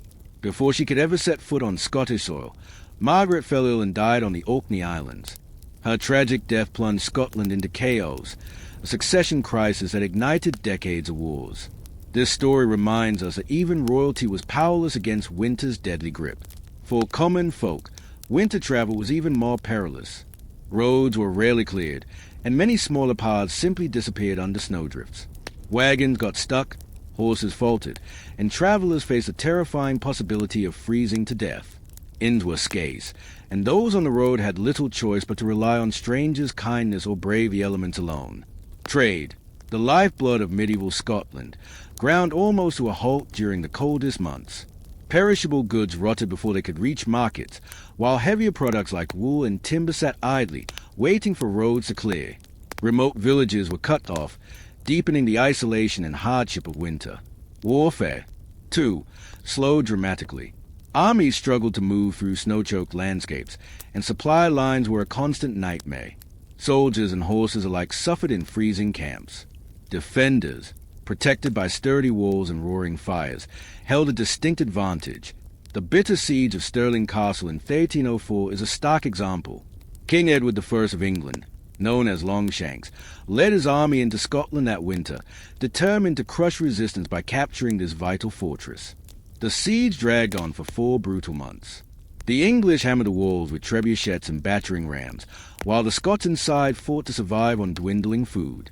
Disease spread through the crowded castle, and by February the defenders were reduced to desperate measures, eating their horses, rats, even tallow to stay alive. Finally, with his own army weakened by cold and hunger, Edward was forced to negotiate. Stirling changed hands multiple times during the Wars of Independence, a testament to both its strategic importance and the fierce determination of those who defended it. When spring thawed the frozen land, the full cost of winter's wrath became painfully clear. Some travelers were found frozen along forgotten roadsides, victims of a season that demanded respect and resilience. Merchants tallied up lost profits, while tax records reflected the economic disruptions. Parliament debated costly repairs and improvements to roads and bridges to better withstand winter's onslaught, but the task was monumental. Still, life marched on. As snow melted and roads reopened, towns and villages buzzed with renewed energy. Markets filled, and people resumed their journeys, whether for business or pleasure. The endless cycle of seasons continued, with the quiet stillness of winter inevitably giving way to the vibrant rebirth of spring. For medieval Scots, this cycle was an unbreakable rhythm of life. Surviving winter required grit, planning, and a fair share of luck. Yet, time and again, they endured. Their stories of hardship and resilience echo through history, a powerful reminder of humanity's ability to face nature's fiercest trials and survive. Winter in medieval Scotland was more than just a season. It was an unavoidable force that shaped every part of life. From the poorest crofter's humble cottage to the grand halls of nobility, the bitter cold reached deep into the fabric of society. But nowhere was its power felt more sharply than in health and medicine, a struggle we will explore further as we journey through these chilling times. Picture a winter dawn, the flickering light casting long shadows. In the cramped, stone-walled hovel of a crofter, a cough breaks the silence. A child lies fevered, sweat glistening on their brow as their mother murmurs prayers, fearing what the cold might bring. In this harsh world, even small illnesses could become deadly. Medieval medicine, limited and often misguided, offered little protection. Outside, icy winds tore through the glens, rattling thatched roofs and sneaking in through cracks in stone walls. The crofter's family huddled close to their weak fire, their breath fogging the frigid air. Hunger was a constant shadow. Stores of salted meat and dried grain were rapidly dwindling, and the livestock was suffering too. Thin, shivering cattle and sheep struggled to survive the relentless cold. For these poor folk, warmth was rare, clothing rough and threadbare, offering scant defense against the icy winds that seemed to freeze into their very bones. Even the great castles of the nobility could not fully escape winter's wrath. Though roaring fires burned in vast hearths, damp draught crept through ill-fitting shutters and stone walls. In 1424, King James I himself narrowly escaped death from the cold while traveling the Highlands. A sudden blizzard forced him to shelter in a crude hut, nearly freezing before his retainers lit a fire and wrapped him in their cloaks. This was a harsh reminder that in medieval Scotland, even kings were vulnerable. The winter of 1434 was one of the worst on record. Snow fell without mercy for weeks, burying entire villages under deep drifts. Travelers were stranded, and many perished, only to be found months later, frozen and contorted beneath melting snow. Hunger stalked the survivors as fields lay barren and frozen. Game vanished into forest shadows, and rivers and lochs iced over, leaving little for fishes to catch. Famine struck again in 1439, bringing death and desolation to the land. Villages emptied, corpses littered the fields, and the bitter irony was that despite Scotland's vast flocks, wool was a precious, scarce commodity. The poor wrapped themselves in tattered cloaks and threadbare plaids, their only shields against the biting cold. Even nobles, cloaked in fine furs and embroidered wool, gathered close to the hearths, seeking warmth from glowing braziers. As nights dragged on endlessly, families huddled near the hearth fire, telling stories and singing songs to pass the time. Old legends held strong, tales of pagan spirits who haunted the long winter nights. The Cailleach, an ancient crone said to bring snow, and the Yule cat, a monstrous feline punishing those without new winter clothing, were feared figures in these dark times. Though Christianity had spread, these old superstitions clung tightly during the bleakest season. One chilling story from the winter of 1590 tells of a wealthy Edinburgh merchant known for his cruelty to the poor. On a bitter Hogmanay night, beggars came begging for alms in the name of the Virgin Mary. The merchant cruelly turned them away, preferring to see them freeze rather than part with a coin. That night, a terrible vision appeared to him. The Virgin Mary herself, her eyes filled with sorrow and fury. The tale ends as a grim warning of winter's unforgiving justice. Winter in medieval Scotland was a relentless force, shaping lives through hardship, hunger, and fear. It tested the limits of human endurance and exposed the fragility of health and hope.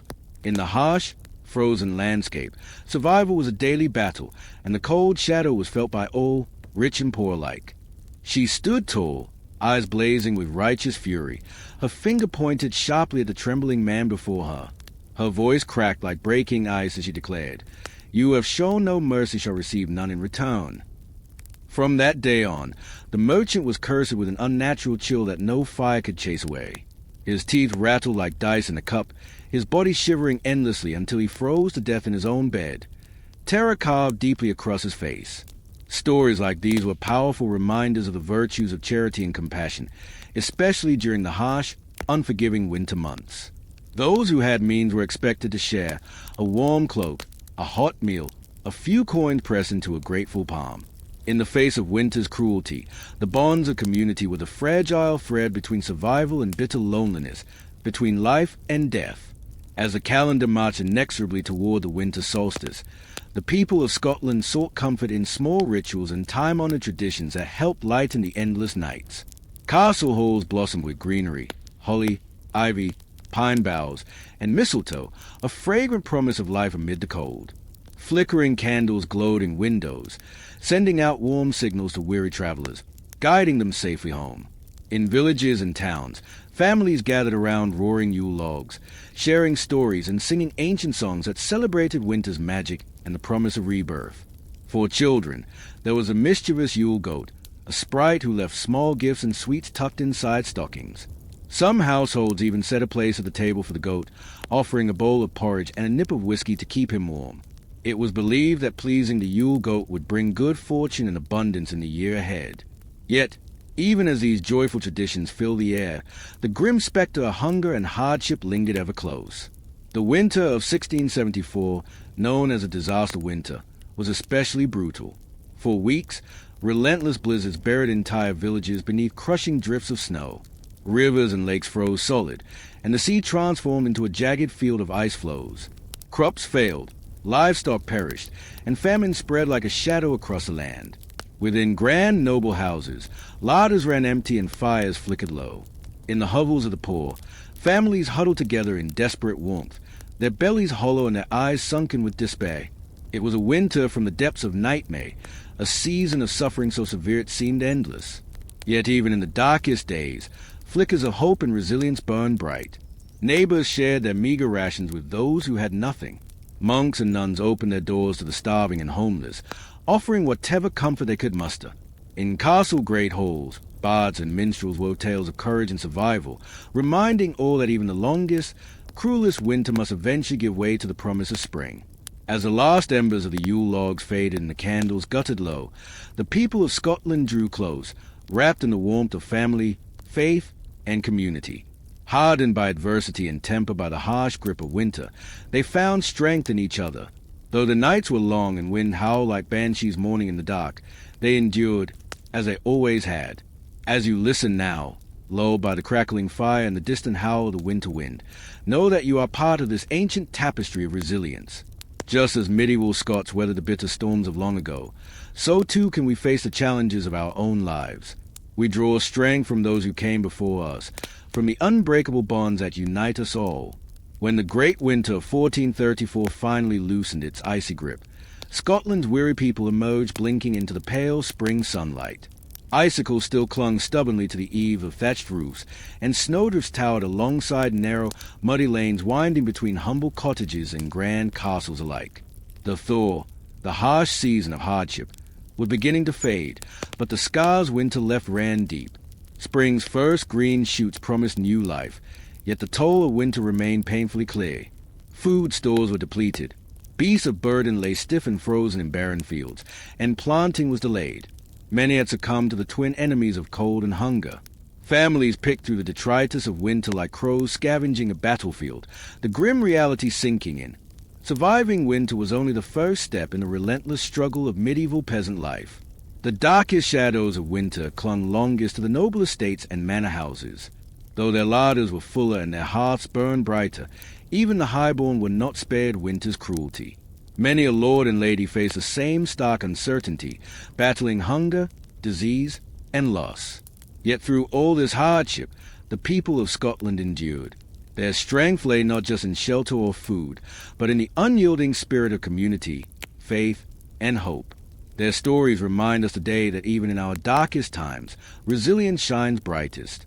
That no storm, no matter how fierce, lasts forever, and that the promise of spring, renewal, and new beginnings always waits just beyond the horizon. The once proud minor lords and knights of Scotland have been brought low, their coffers drained, their credit exhausted just to keep their holes warm and feed their retainers. Many face a cruel winter without serfs to till their fields. The peasants had perished from cold and hunger. Yet, even amid such hardship, life in Scotland pressed relentlessly forward. Smoke began to curl once more from chimneys as heads bent to rake ashes from hearths. The clang of hammers and the scrape of saws echoed as homes were repaired and the debris of winter cleared. Gaunt, ragged peasants yoked themselves to plows in place of the lost oxen, turning half-frozen earth in a desperate bid for meager planting. The seasons waited for no one. Survival demanded fierce determination. For Scots, warmth and food were inseparable. Staying alive through winter required calories they barely had. From December through March, food scarcity haunted every home like a spectre. No one escaped its cruel grasp. The typical Scottish peasant diet was grim. Oat porridge, barley bread, vegetable pottages, and scraps of meat when they were lucky. Cheese or preserved fish were rare treats reserved for the fortunate few. As winter tightened its grip, even these meager luxuries vanished. Crops lay buried beneath deep snow, rivers slowed to a trickle, offering little fish. Cattle and sheep dwindled, leaving only a few valuable breeders. Chickens huddled in sod-roofed byres, cold and thin. The autumn slaughter had provided salted and smoked meat, but it never lasted long. Only the wealthiest noble houses kept their tables groaning through the dark months. Yet even their feasts carried a dull monotony, as supplies of roots, salted herring, and fresh game slowly dwindled. The king himself sought refuge from winter's harshness with grand hunts. One famed feast at James IV's court featured a grotesque centerpiece, a roast warhorse stuffed with a suckling pig, which was itself filled with a chicken overflowing with rich pork stuffing and chestnuts brought from across the sea. Such extravagance was a world away from the daily struggle of ordinary Scots, whose rations grew ever thinner. For most, winter fare was grim survival, not pleasure. Food was fuel to stoke internal fires against the biting cold. Flavors were sharp and pungent to jolt the senses awake. Strong whey cheeses, throat-burning nips of whiskey, bitter herbs steeped in boiling water, or even astringent pine needle tea when real tea was too scarce. Oats were Scotland's lifeblood. Around a simmering pot of porridge, families gathered for warmth and sustenance. As supplies dwindled, oats were stretched with barley, rye, ground acorns, anything to bulk out the meal. The thick, creamy porridge turned thin and bitter, a grim testament to winter's toll. The pottage pot was a catch-all for whatever could be found, shriveled roots, withered greens, scant scraps of animal offal. Its content grew watery and tasteless over time, until only a weak vegetable broth remained, with a scrap or two of salt cod floating among limp leaves. This unappetizing slop was often the only barrier between families and starvation. Salt, that humble culinary essential, was used sparingly, sprinkled as if it were precious dust. Every pinch was measured, every grain cherished. The old and the very young suffered most. Infants born in winter often died quietly after days of their mother's barren breasts. The elderly, with toothless gums and wasted bodies, stopped eating, seemingly sacrificing themselves so that others might live. They slipped away like ghosts in the night, sparing their families the burden of burial in frozen soil. For those who endured, winter was a grim waiting game, waiting for snow to melt, waiting for green shoots to appear, waiting for newborn lambs to suckle and grow fat, waiting for hens to lay eggs again. Scots marked their days like miserly counters. Each sunset was a small victory against the darkness and cold. They measured weeks by dwindling stores and notches in their belts as their bodies wasted away. Surviving to see spring was the ultimate prize. And when the first thaw finally came, life stirred once more, slow, fragile, but stubborn as ever. Scotland's people had weathered the cruelest of winters, their spirit hardened like the frozen earth beneath their feet. Another spring arrived, a small victory worthy of humble thanks. The winter of 1623 had been brutal, deepening the misery that gripped Scotland. For years, plague and famine stalked the land, a deadly duo that wiped out entire villages. Beneath this suffering, political tension simmered. King James VI of Scotland, now also James I of England, was deeply unpopular in the north. His English rule felt foreign, stirring resentment among his Scottish subjects. To ease tensions and assert his authority, James planned a grand visit to Scotland, his first since becoming King of England 20 years earlier. He intended to be crowned at Scone, the ancient royal site, reaffirming the bond between crown and country. But fate had other plans. The king's journey started badly, trapped in relentless spring rains that turned road to mud and slowed wagons to a crawl. Crossing the River Tweed, the royal party was attacked by swarms of biting midges, tormenting both men and horses. The rough Highland tracks proved unfit for the heavy royal carriages, causing more delays. When James finally reached Edinburgh in late May, he and his entourage were drenched and exhausted. Their once lavish clothing hung limp and stained. The royal kitchen struggled to provide a feast worthy of a king. The harsh winter had left game scarce and rivers frozen, making fresh fish nearly impossible to catch. The court's mood soured. An ill-prepared royal table was an insult to proud Scottish nobles. James's English manners did nothing to win favor. His polished speech came across as arrogant and out of touch, further alienating the wary Scottish lords assembled to greet him. The chill in the air seemed to seep into the celebrations, turning what should have been a joyful occasion into something tense and cold. The journey from Edinburgh to Scone was no easier. Once again, the procession was stalled by mud and rain. The king's gilded carriage sank deep into sludge, forcing him to step out in humiliating ankle-deep muck, much to the quiet amusement of his Scottish attendants. By the time the royal standard rose above Scone Palace on a gloomy June morning, what was meant to be a triumphant arrival felt more like a weary, reluctant march. The coronation itself was cursed by bad omens. Just as James prepared to leave his chambers, a sudden storm blew out the candles meant to light the way. He nearly stumbled, caught on the hem of his crimson robe, almost falling down the chapel steps. As the king knelt to receive the crown, the stone of Scone, the sacred symbol of Scottish kingship, cracked loudly beneath him. To superstitious Scots, this was a terrible sign. The ancient bond between king and kingdom was broken. The banquet that followed was muted and restrained. Though wine and whiskey flowed freely, the mood was heavy. Conversations were guarded, laughter forced. Even the pipers struggled to coax joy from their tired instruments. Scotland had survived a savage winter, but many feared worse times ahead. When James left Scotland just 2 months later, relief was clear on both sides. The king never returned. Within a generation, his bloodline would be violently overthrown. For the Scots, grim acceptance settled in. They braced themselves for hunger, cold, and the heavy weight of English rule. Yet Scotland's harsh climate had shaped its people into survivors. Bitter winters bred a fierce resilience. Year after year, they faced down invaders, treacherous nobles, disease, and starvation with stubborn grit. Scarcity was a constant companion, no room for weakness or despair. This relentless struggle forged a national character as sharp and unyielding as a well-tempered blade. Hardened by necessity, the Scots learned to cut through adversity with the cold precision of a dake. Though born of hardship, their spirit would serve them well through the darkest chapters of their history. As the fire in the hearth flickers low and the biting chill of a long winter night creeps inside, one can almost feel the restless spirits of Scotland's past gathering near. These ghosts are weathered and worn, their faces etched with the trials of a life spent fighting for survival.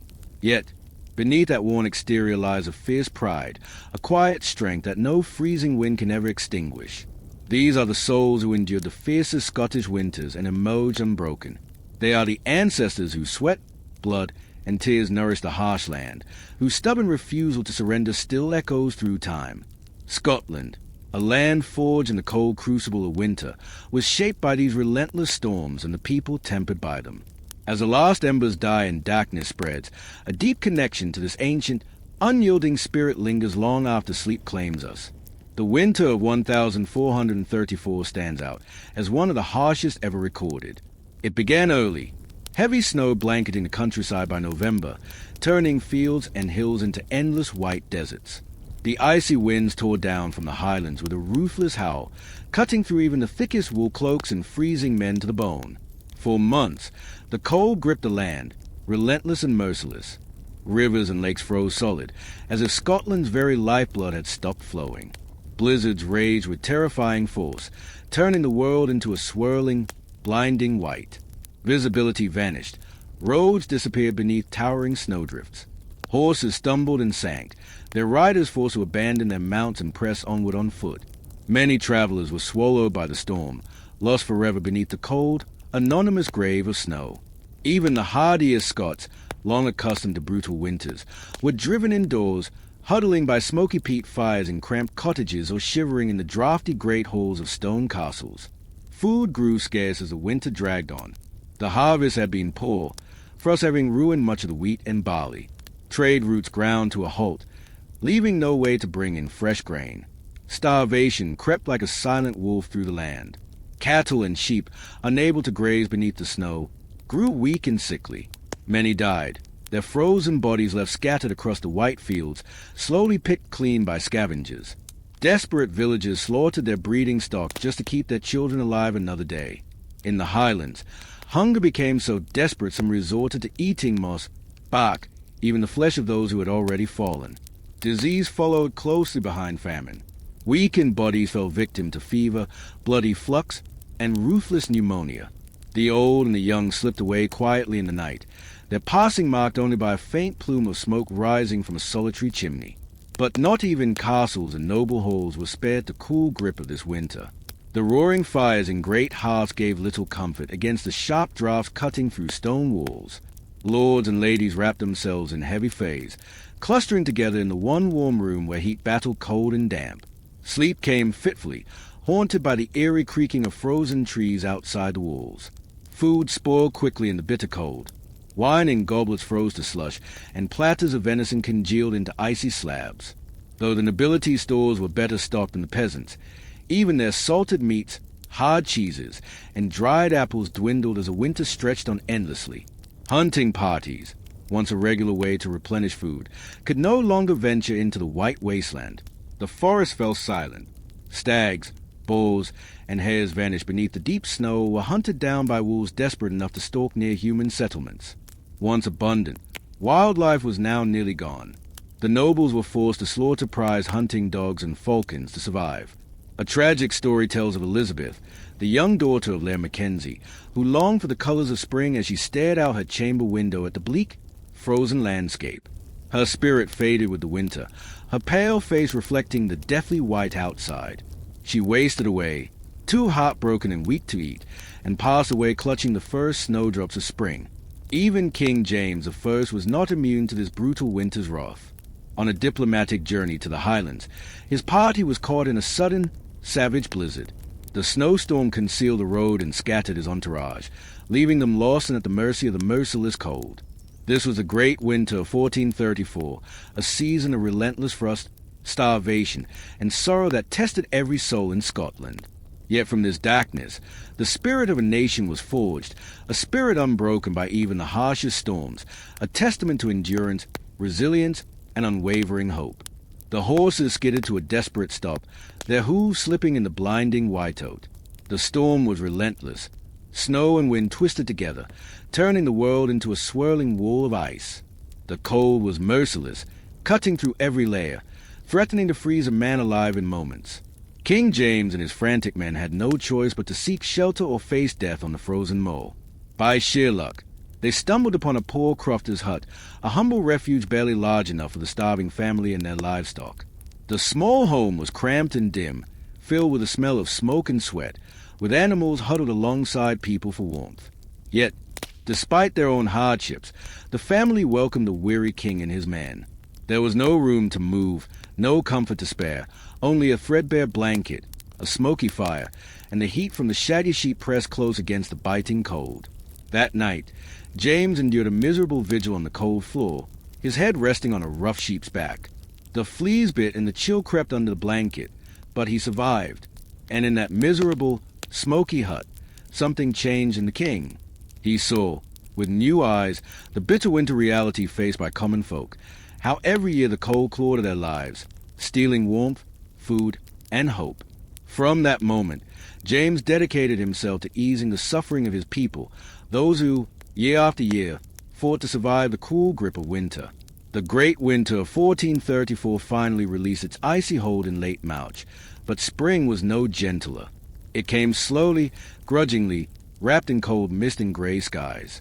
When the snow melted, it revealed the true devastation beneath, shattered cottages buried beneath towering drifts, collapsed roofs crushed by ice, fallen trees scattered like broken twigs, and the frozen, lifeless bodies of animals and men who had succumbed to hunger and cold. Fields were drowned beneath icy water, killing what little crops had tried to grow. Seed grain was nearly gone after the long months of starvation, and the few hands left to tend the land struggled against the soggy earth. Planting was sparse and late. Summer, when it came, was cold and wet, plagued by freak hailstorms that battered seedlings and spread rot through the hayfields. That fall, the harvest was pitiful. There was barely enough food to survive, let alone save for the next winter. The cycle of hunger and hardship was relentless.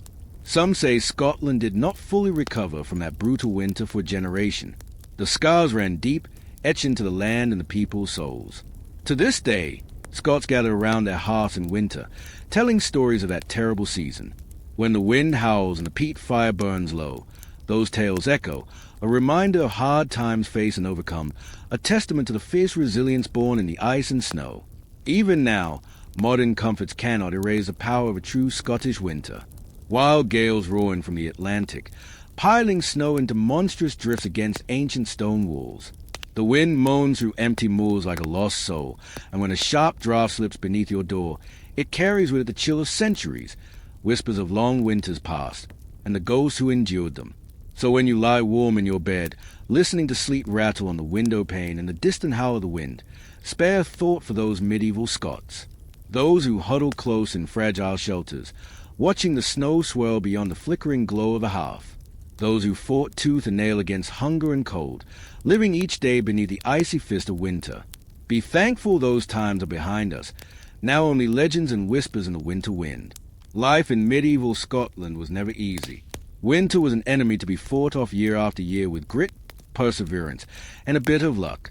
The Scots of old were as tough as a rugged land they called home, spirits as unbreakable as the ice that chained their world. Their legacy is one of strength and endurance that still burns today. Whenever the temperature plunges and the first thick snowflakes fall, that ancient spirit stays. It's an ember no winter gale can snuff out, an echo of the Highlands, the crofters, the kings, and all who came before. It reminds us that no matter how fierce the winter, spring always returns. The snow melts, the grass grows, and the resilient Scottish soul endures. Now, those brave souls lie at rest beneath the velvet snow, their castles still standing sentinel on frost-covered hills bathed in moonlight. The lochs lie smooth and glassy, reflecting stars like frozen tears on winter's cheek. All is peaceful, all is calm. Let the soft whispers of history lull you to sleep. Dream of snow-muffled moors where the ghosts of valiant Scotsmen ride the moaning wind. Sleep deeply, warmed by the knowledge that morning will come bright and clear, and no winter, no matter how brutal, lasts forever. Not even in Scotland, the land where winter reigns as king. Medieval Scotland's winters were a brutal test for everyone, lords and commoners alike. Fierce icy winds howled down from the Highlands, driving snow and sleet that cut through even the thickest wool plaids. Fingers turned numb, cheeks went red and raw, and people huddled close to smoky peat fires, desperate for any warmth from the bone-chilling cold. But why were winters in medieval Scotland so harsh? To understand, we first need to look at the land itself. Scotland sits far to the north, sharing roughly the same latitude as parts of Norway and Alaska. The country's northern regions lie closer to the Arctic Circle than to London. This means its climate is naturally cold and unforgiving. Much of Scotland is mountainous, with a highland stretching across the northern and western areas. These ancient hills and deep glens block the warming effects of the Gulf Stream, allowing icy Arctic air to plunge south over the land. The result? Winters colder and wetter than other places on similar latitudes like Denmark or Lithuania. That alone would be enough to make winters tough. But during the Middle Ages, Scotland faced an even bigger challenge: the Little Ice Age. Starting in the early 1300s, a period of global cooling began that lasted for centuries. Temperatures plunged, especially in northern Europe and the British Isles. Winters grew longer, deeper, and far more bitter. Summers shortened and became wet and chilly.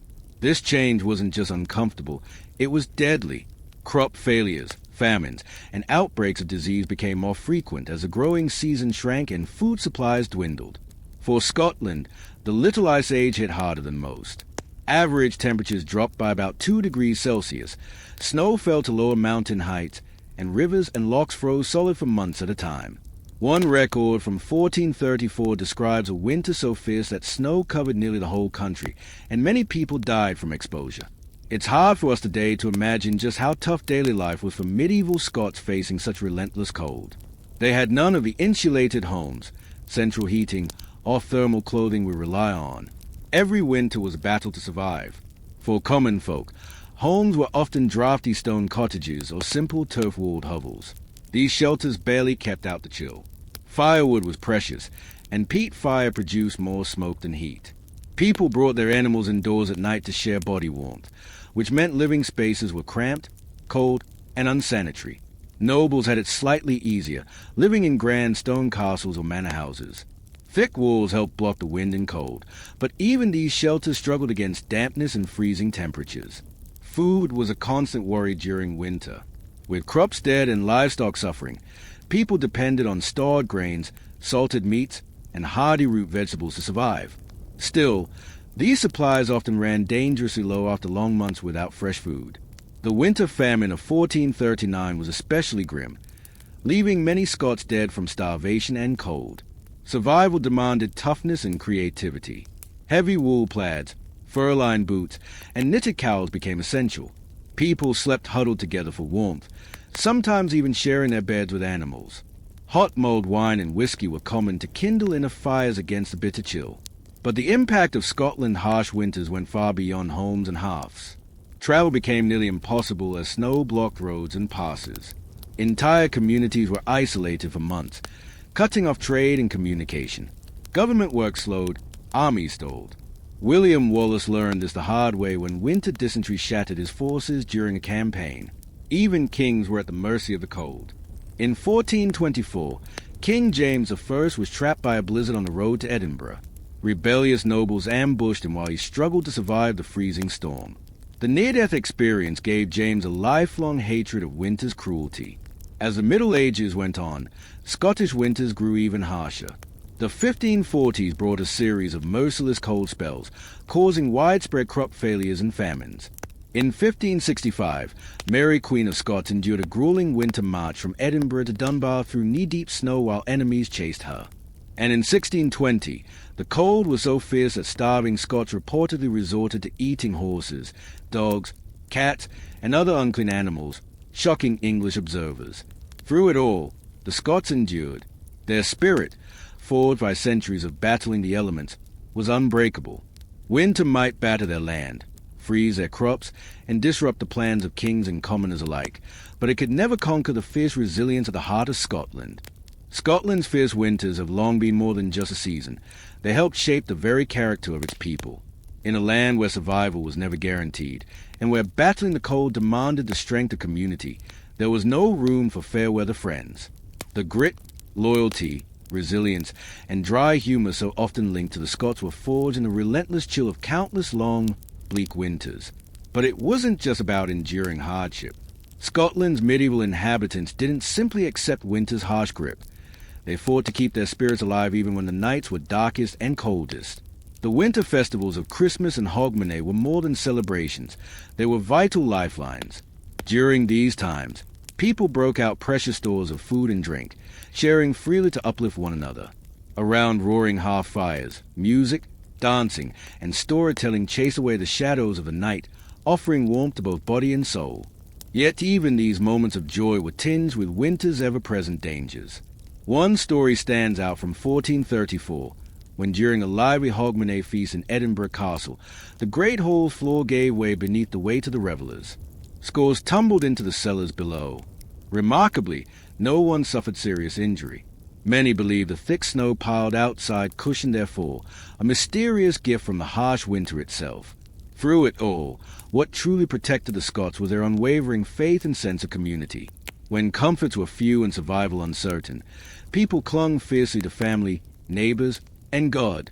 The flickering lights of hearth and altar were often the only barriers against the howling void of the winter night. It was this deep bond, more than food or fire, that saw them through the darkest, coldest hours. Winter's harshness wasn't just a backdrop. It played a starring role in Scotland's history. During the Great Winter Siege of Stirling Castle in 1304, Edward I of England earned the nickname Longshanks for his refusal to back down, despite bitter cold and fierce Scottish defenders. Over 2 centuries later, the brutal winds of 1503 couldn't quell the lavish celebration of James IV's marriage to Margaret Tudor, a union that would found the powerful Stuart dynasty. In 1625, Charles II chose a blustery Edinburgh winter for his Scottish coronation.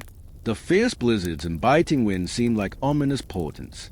Within a few decades, Charles's reign would end on the executioner's block, plunging Scotland and England into upheaval that reshaped their futures. Year after year, generation after generation, winter's unyielding cycle tested the mettle of every Scot, commoner and noble alike. To survive a single winter was an achievement. To endure as a people was a legacy of resilience and strength that still echoes today. It's a story worthy of legend. Now, imagine those long, cold nights from the comfort of our modern world. The wind rattles softly against the window panes. The radiator hums a gentle warmth. It's easy to marvel at the toughness of those long-ago Scots who faced down the fury of winter with nothing but a prayer, a stout heart, and the unbreakable bond of community. Would we have the same grit? It's a humbling question. Yet perhaps, somewhere deep in the cultural DNA of their descendants, the echoes of those harsh winters still linger. A hidden reserve of endurance passed down through generations who not only survived winter, they conquered it. As you settle into night, wrapped in blankets and safety, spare a thought for those medieval Scots who huddled close, drawing strength from faith, family, and an unyielding spirit. Even the fiercest winter gales couldn't extinguish their flame. Their legacy is a testament to human endurance, the unquenchable light that burns brightest in the darkest nights. Outside, A stray gust sends a swirl of snowflakes dancing past a window, sparkling faintly under the moonlight. This quiet winter scene, so peaceful now, was once the backdrop to lives filled with hardship and hope, laughter and tears. If only we had ears to hear the whispers of those winter winds. Stories of struggle and survival, of communities bound tight by necessity and love. Tales of lords and ladies, cotters and cotters, all beating hearts joined in a shared fight against the cold. In that enchanted moment between waking and dreaming, it's almost possible to imagine them, to feel the warmth of their hearths and the strength of their resolve, and to remember that from the deepest chill of winter comes a fire that never truly dies. In the unforgiving grasp of Scotland's medieval winters, life for common folk was a relentless battle for survival. While nobles might have enjoyed relative warmth and comfort, the vast majority of Scots faced brutal cold that seeped into every corner of their existence. Their homes were simple, one- or two-room stone cottages known as but and bens, with thick walls and tiny windows meant to keep out the biting chill. But these crude shelters offered little more than protection from the harsh wind. They could not chase away the cold that gnawed at bones and spirits alike. Inside these cramped, smoky hovels, entire families huddled close for warmth. The air was thick with smoke from the central hearth, the only source of heat and light. Around this vital fire, they cooked their meager meals and worked on crafts to pass the long, dark hours. The floors were cold, damp earth, often muddy underfoot.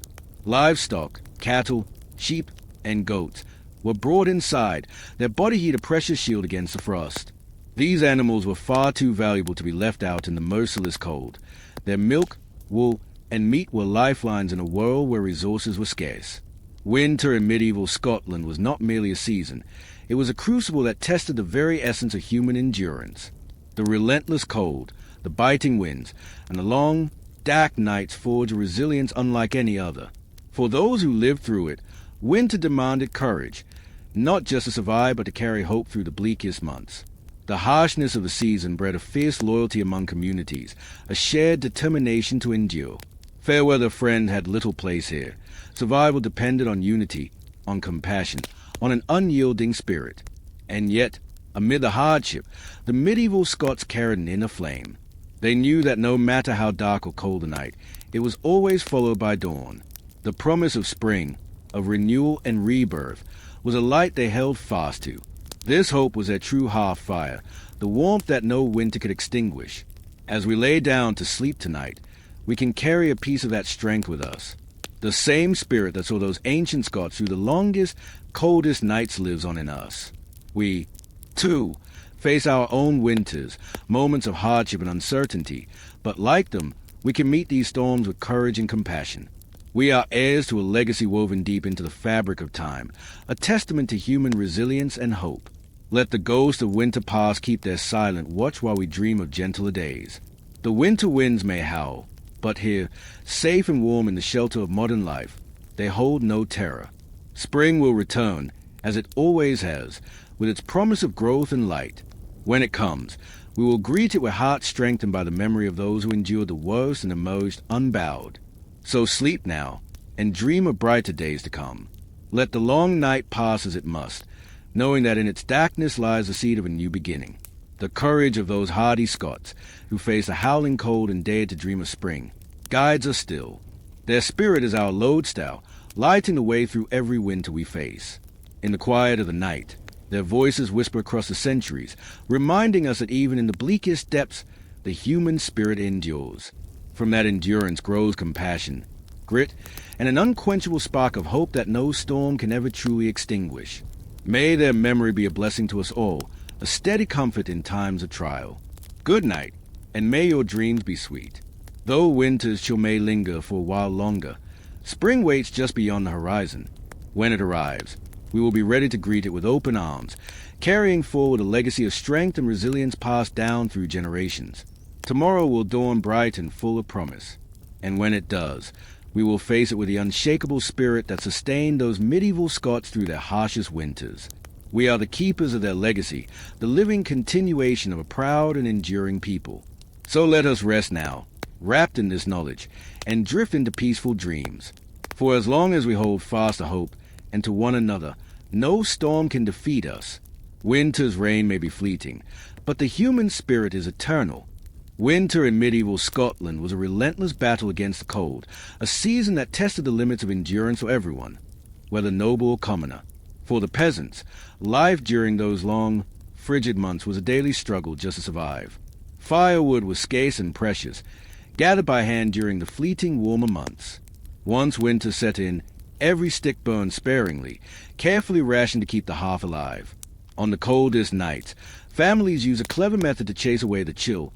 Red-hot stones taken from the dying fire were wrapped in cloth and tucked inside their straw-filled beds, offering fleeting warmth against the biting cold. Food, too, was sparse and humble. A pot of oats or stew simmered slowly over the fire, providing the main source of nourishment. Salted and preserved meats and fish, hard cheese, and stale bread rounded out the limited diet. Fresh vegetables and fruit were nothing but a distant memory by wintertime. When blizzards howled and snow piled high, peasants huddled in their crude huts, hardly daring to venture outside. The dangers were very real.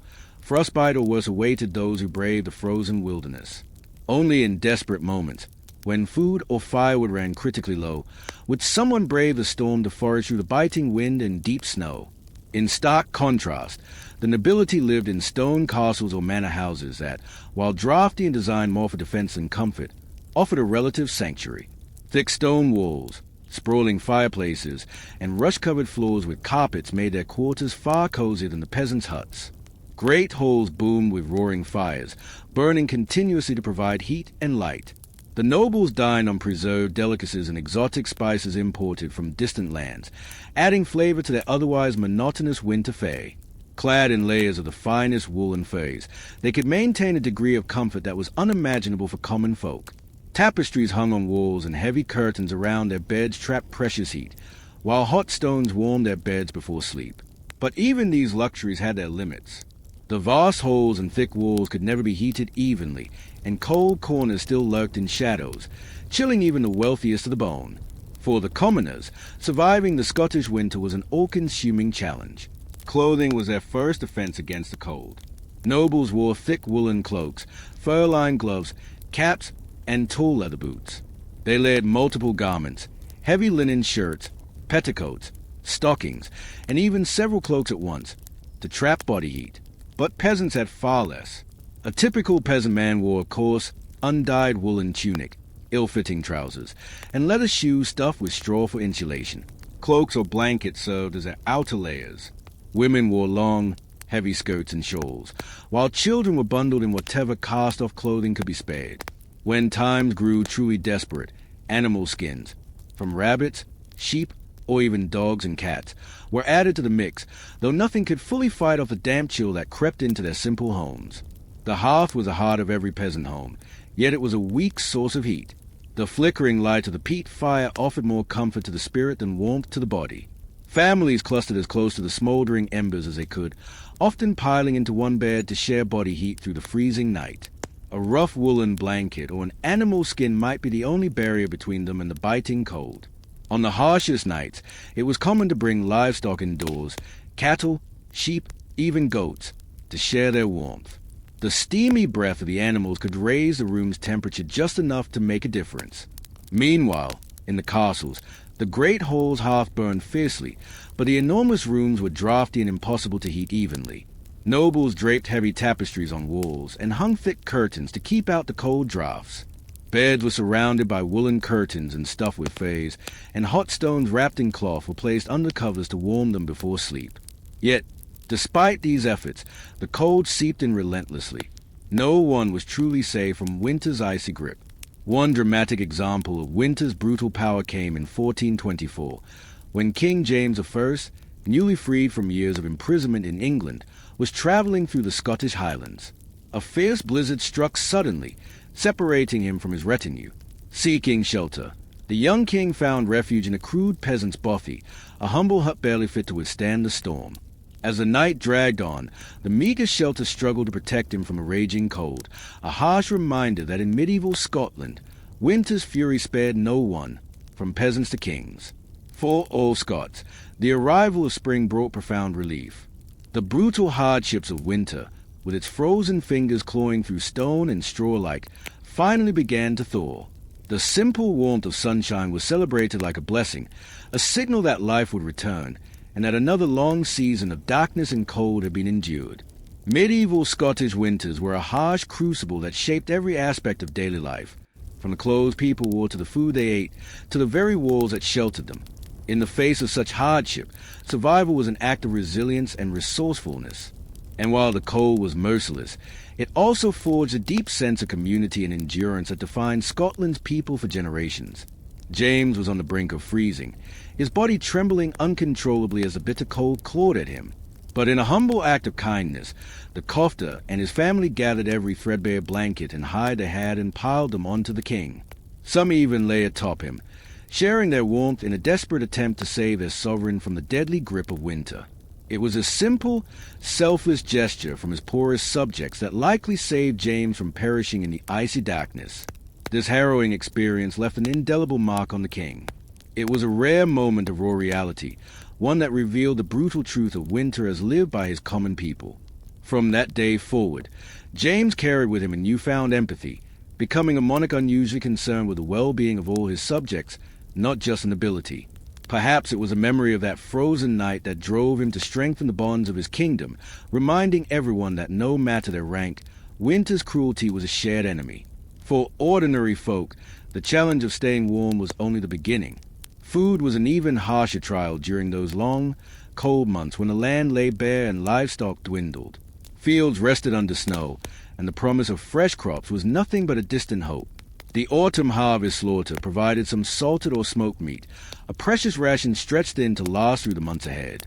Oats, barley, and rye, ground into coarse flour, became the staple for bread and porridge.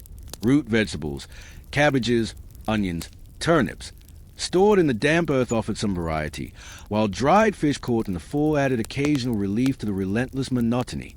Yet, as winter dragged on, even these modest stores ran perilously low. By late winter, many peasant families survived on little more than a watery pottage made from oats and whatever remaining vegetables they could scavenge, supplemented by wild game caught in desperate hunts. When hunger became unbearable, the weakest livestock was slaughtered, a last act of survival that provided tough, bitter meat, a brief respite from gnawing starvation. Life inside castles and manor houses fared only slightly better. Nobles enjoyed a somewhat richer diet, with access to rare spices and imported delicacies that could brighten the dullness of winter fare. Game hunted in vast preserves graced their tables, accompanied by carefully preserved fruits, nuts, and cheeses.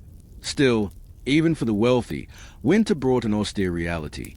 Fresh vegetables were scarce, variety was limited, and the constant threat of food spoilage haunted well-stocked larders. Rotten meat and moldy grain could turn a feast into a disaster. The winter of 1439 was especially cruel. An unusually cold and wet growing season devastated crops across Scotland, leaving the people scrambling as the snow fell. Many commoners found their food supplies utterly inadequate. As the cold months wore on, famine tightened its grip, stalking the land like a silent predator. Desperate and starving, peasants resorted to eating bark, roots, even grass, anything to dull the ache of an empty stomach. Disease followed swiftly, preying on weakened bodies and spreading with deadly ease. The Great Famine of 1439 claimed a staggering toll. An estimated 10 to 15% of Scotland's population perished, with some regions losing nearly a third of their people. The poorest bore the harshest burden, with no reserves to fall back on, but even the nobility could not escape the soaring prices and scarcity. In this bleak landscape, stories of compassion shone like beacons. The Bishop of Dumlane famously opened the gates of his palace, welcoming the starving masses. Abbeys and monasteries transformed into refuges, offering shelter and food to the destitute. These acts of generosity became etched in folklore, a testament to the strength of community in the face of winter's cruelty. Winter in medieval Scotland was a season of harsh austerity, a time when hunger was a constant shadow at every doorstep. Both peasant and noble confronted the grim calculus of survival, how to stretch dwindling supplies until spring's return. It was a test none could escape, a stark reminder how fragile life was when confronted with nature's harshest trials. But amid the cold and hunger, there were moments of light. In the warmth of a great hall, flickering firelight danced across the faces of a reveling crowd. The scent of roasted meats and spiced wine mingled with laughter, music rising to the wooden rafters. For one magical night, the cool winter could be pushed aside. It was Epiphany, the 12th night, the grand feast marking the end of the Christmas season. The noble host spared no expense. Long tables groaned under the weight of sumptuous foods, succulent roast venison, savory meat pies, rich puddings studded with dried fruit and nuts. For the guests, this bounty was beyond imagining, a stark contrast to the lean fare endured during the harsh winter days. As wine flowed and the evening wore on, the great hall became alive with color and sound. Minstrels played lively tunes on pipes and fiddles, while ladies and gentlemen danced intricate reels. Jesters tumbled and performed daring feats, drawing gasps and cheer from the crowd. For a few precious hours, the worries of cold and hunger were forgotten. The revelers basked in warmth, fellowship, and the joy of shared celebration, a fleeting but powerful reminder that even in the darkest times, hope and human spirit endure. In the heart of winter, when the nights were long and cold, the great feast of medieval Scotland offered a rare warmth, both literal and emotional. The chill of the season was briefly forgotten as fires roared in castle halls and music filled the air. Laughter echoed, and for a short time, the world outside, the snow, the hunger, the bitter winds, seemed like a distant threat. But even amid the joy, winter never truly let go. Shadows danced on the stone walls like restless spirits, and the wind howled outside, sneaking through cracks and under doors. For nobles seated at grand tables piled high with roasted meats and fine bread, the feast was a celebration. But for the serving staff and peasants, it was a reminder of what they didn't have: full bellies, warm homes, and relief from cold. The Epiphany feast was one of the few times when class lines blurred. At least for a night, everyone came together under one roof, sharing stories, songs, and fleeting comfort. And in a harsh Scottish winter, these moments of light were precious. They didn't last long, but they stayed in memory, glowing like embers against the frost. As the music faded and the fire dimmed, the guests bundled up and returned to their modest homes. The glow of the feast clung to them like a shield, something to carry through the hard weeks ahead. For all its pomp, the Epiphany wasn't just about indulgence, it was about resilience. A spark of joy in a season that offered little. But winter in medieval Scotland wasn't just cold and hungry, it was dangerous. It was in the world of health and medicine that its cruelty was most deeply felt. Before people understood germs, viruses, or even basic sanitation, winter became the perfect storm. The cold drove people indoors, crowding them into small, damp cottages where entire families, and sometimes even livestock, shared the same air. Illness spread fast and hit hard. Medical science, if you could call it that, was built on a shaky mix of ancient beliefs and superstition. The dominant idea was a theory of humors, that the body was ruled by four fluids: blood, phlegm, yellow bile, and black bile. Winter was said to bring an excess of phlegm, leading to coughing, breathing troubles, and even depression.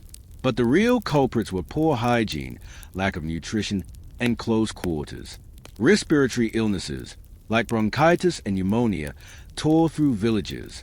Without antibiotics or modern treatment, a simple cold could spiral into something deadly. Those already weak from hunger or previous illness stood little chance. Then there were the other winter-borne agonies: joints swollen with arthritis, skin cracked and blistered from frostbite and chilblains, and burns from getting too close to a weak fire. Even staying warm was dangerous. And always, hunger gnawed at the bones and ate deeper than the cold. Healers of the time did their best, using herbs, tonics, and even bloodletting. Some remedies, like honey and garlic, had a bit of real healing power, but many were little more than superstition and prayer. Hope, not science, was often the best medicine available. One of the most devastating examples came in 1326, when the legendary Scottish warrior William Wallace found himself facing a very different kind of enemy, not the English, but disease. That winter, his army was camped in harsh conditions. Food was scarce, and the cold relentless. Then dysentery struck. It's a brutal illness, causing severe diarrhea and dehydration. In the cramped, unsanitary camp, it spread like wildfire. Men already weakened by hunger and exposure dropped one by one. The camp filled with the stench of sickness and death, and there was little anyone could do. No medicine, no understanding of how it spread, just waiting and hoping. By the time it passed, Wallace's once mighty army was a shadow of its former self. Hundreds were dead, their bodies buried quickly in the frozen earth. The survivors were weak, demoralized, and no longer fit to fight. The disease had done what swords and arrows could not. Winter didn't care how strong or brave you were. Illness struck the peasant and the noble alike. And in a world without modern hospitals or antibiotics, even a cough could be fatal. Home remedies became a desperate lifeline. Potions brewed from dried herbs, poultices made from tree bark or moss, and rituals passed down through generations. Sometimes they helped. Often they didn't. Yet even in the darkest times, people clung to what little hope they had. A hot drink by the fire, a story shared under blankets, a small feast when food allowed. These became acts of survival, a defiance against the season. Winter in medieval Scotland was more than just a season. It was a test of endurance. A battle not just against the elements, but against unseen enemies, disease, despair, and hunger. But through it all, the people found moments of warmth, however brief, to remind them of life beyond the cold. It was those moments of laughter, of light, of shared bread and song that carried them through. Even in the grip of winter, they found ways to survive. And sometimes they even found ways to live. As the bitter winds of winter screamed through the crags and glens of medieval Scotland, life came to a near standstill. Snow blanketed the land, ice sealed the rivers, and survival became a daily battle. In a world without central heating, insulated walls, or modern medicine, winter wasn't just a season. It was a threat. Even the nobility, wrapped in furs and hidden behind thick stone walls, couldn't fully escape the cold's cruel grasp. Take King James I, for example. In December of 1424, he set out through the snow-covered Highlands on his way to Inverness Castle. But nature had other plans. A blizzard swept in fast and furious, covering the landscape in a swirling whiteout. The king and his entourage became hopelessly lost, stumbling blindly through waist-deep snow as temperatures plummeted. By the time they found a small crofter's cottage, James was in terrible shape, his fingers and toes dark with frostbite, lips turning blue, mind slipping from hypothermia. The crofter and his family didn't hesitate. They bundled the king in blankets, fed him hot broth, and worked tirelessly to keep him alive through the night. James survived, though he lost a finger and gained a deep respect for winter's danger. But while a king had help at hand, ordinary folk weren't so lucky. For peasants, winter was a long, grueling stretch of fear and discomfort. Clothing was layered as best as possible, wool tunics, cloaks, and if fortune smiled, a fur or hide for warmth. Most wrapped themselves in every scrap of fabric they owned, trying to fend off the chill. Yet frostbite and frost-nipped toes were as common as cracked lips and chapped hands. Inside their homes, the hearth was a heart of survival. A single fire had to serve as the only source of heat, light, and cooking. Families huddled around it, often sleeping side by side to share body warmth. Sometimes, even the livestock were brought indoors to help heat the room. Stones heated in the ashes were wrapped in cloth and placed into beds to mimic a hot water bottle. But even with these efforts, breath still misted in the air. Frost crept up the walls, and the biting cold seemed to reach into every corner. As food stores from autumn ran low, each day became a game of careful rationing. Anything that could be preserved, meat, fish, fruits, vegetables, had already been salted, smoked, or dried. The backbone of winter meals was grain, oats and barley, stretched into porridge or hard bread. With spring still far away, every meal was a delicate balance between surviving the day and saving enough for tomorrow. Hunger gnawed constantly, and for many, famine wasn't a possibility. It was an expectation. In the especially cruel winter of 1439, the situation became so dire that there were whispers of people eating the dead. Whether legend or horrifying truth, it captures the desperation felt when all options had been exhausted and life clung to the thinnest thread. And hunger wasn't the only killer. Malnutrition weakened the body, making it vulnerable to disease. Illness spread quickly through cramped, unclean living spaces where people were forced to gather for warmth. Pneumonia, bronchitis, rheumatic fever, and dysentery became winter's constant companions. One infamous outbreak of dysentery swept through William Wallace's army in 1304, killing hundreds. These kinds of epidemics weren't rare. They were routine. The very closeness people relied on to survive the cold became a silent threat, a perfect environment for infection to spread. With no antibiotics or effective treatments, simple colds could become deadly. Respiratory infections are believed to have caused a third of all winter deaths. If disease didn't strike, frostbite might. And if not frostbite, smoke from the hearth could blacken lungs and sting eyes. No one was safe. The elderly and infants were the most at risk, but even healthy adults could fall victim to the season's dangers. Childbirth in winter was especially perilous. Cold, unsanitary conditions turned labor into a deadly gamble. A mother's weakened body, a midwife's limited knowledge, and the freezing air combined into a scenario with no guarantees. Yet even in all this darkness, there were sparks of hope. Neighbors looked out for one another, sharing what little food and firewood they had. Monks and nuns tended to the sick, offering care and comfort in monasteries that became beacons in the storm. In tiny villages and windswept hamlets, people leaned on one another, bound by hardship and compassion. This spirit of community, of resilience and solidarity, is what carried medieval Scots through winter's worst. Despite the cold, the hunger, and the fear, they endured. And not just through strength, but through kindness. So when we imagine life back then, let's not just picture the suffering and the struggle.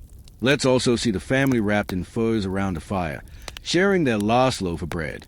The crofter who saved the king. The nurse who comforted a dying child. Because even in the harshest winters, humanity endured, not just in bodies, but in hearts. In the harsh grip of medieval winter, life in Scotland turned into a quiet battle for survival. The cold didn't just bite, it consumed. For the youngest and most fragile, the cost was often fatal.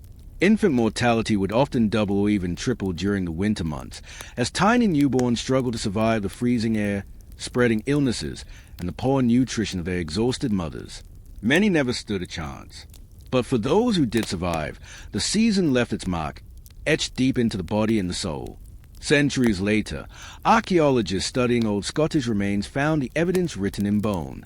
Spines warped from constant hunching against the cold, fingers and joints twisted by frostbite and early arthritis, lungs scarred by smoke from peat fires and winters of pneumonia. Even the effects of hunger could be read in the skeletons.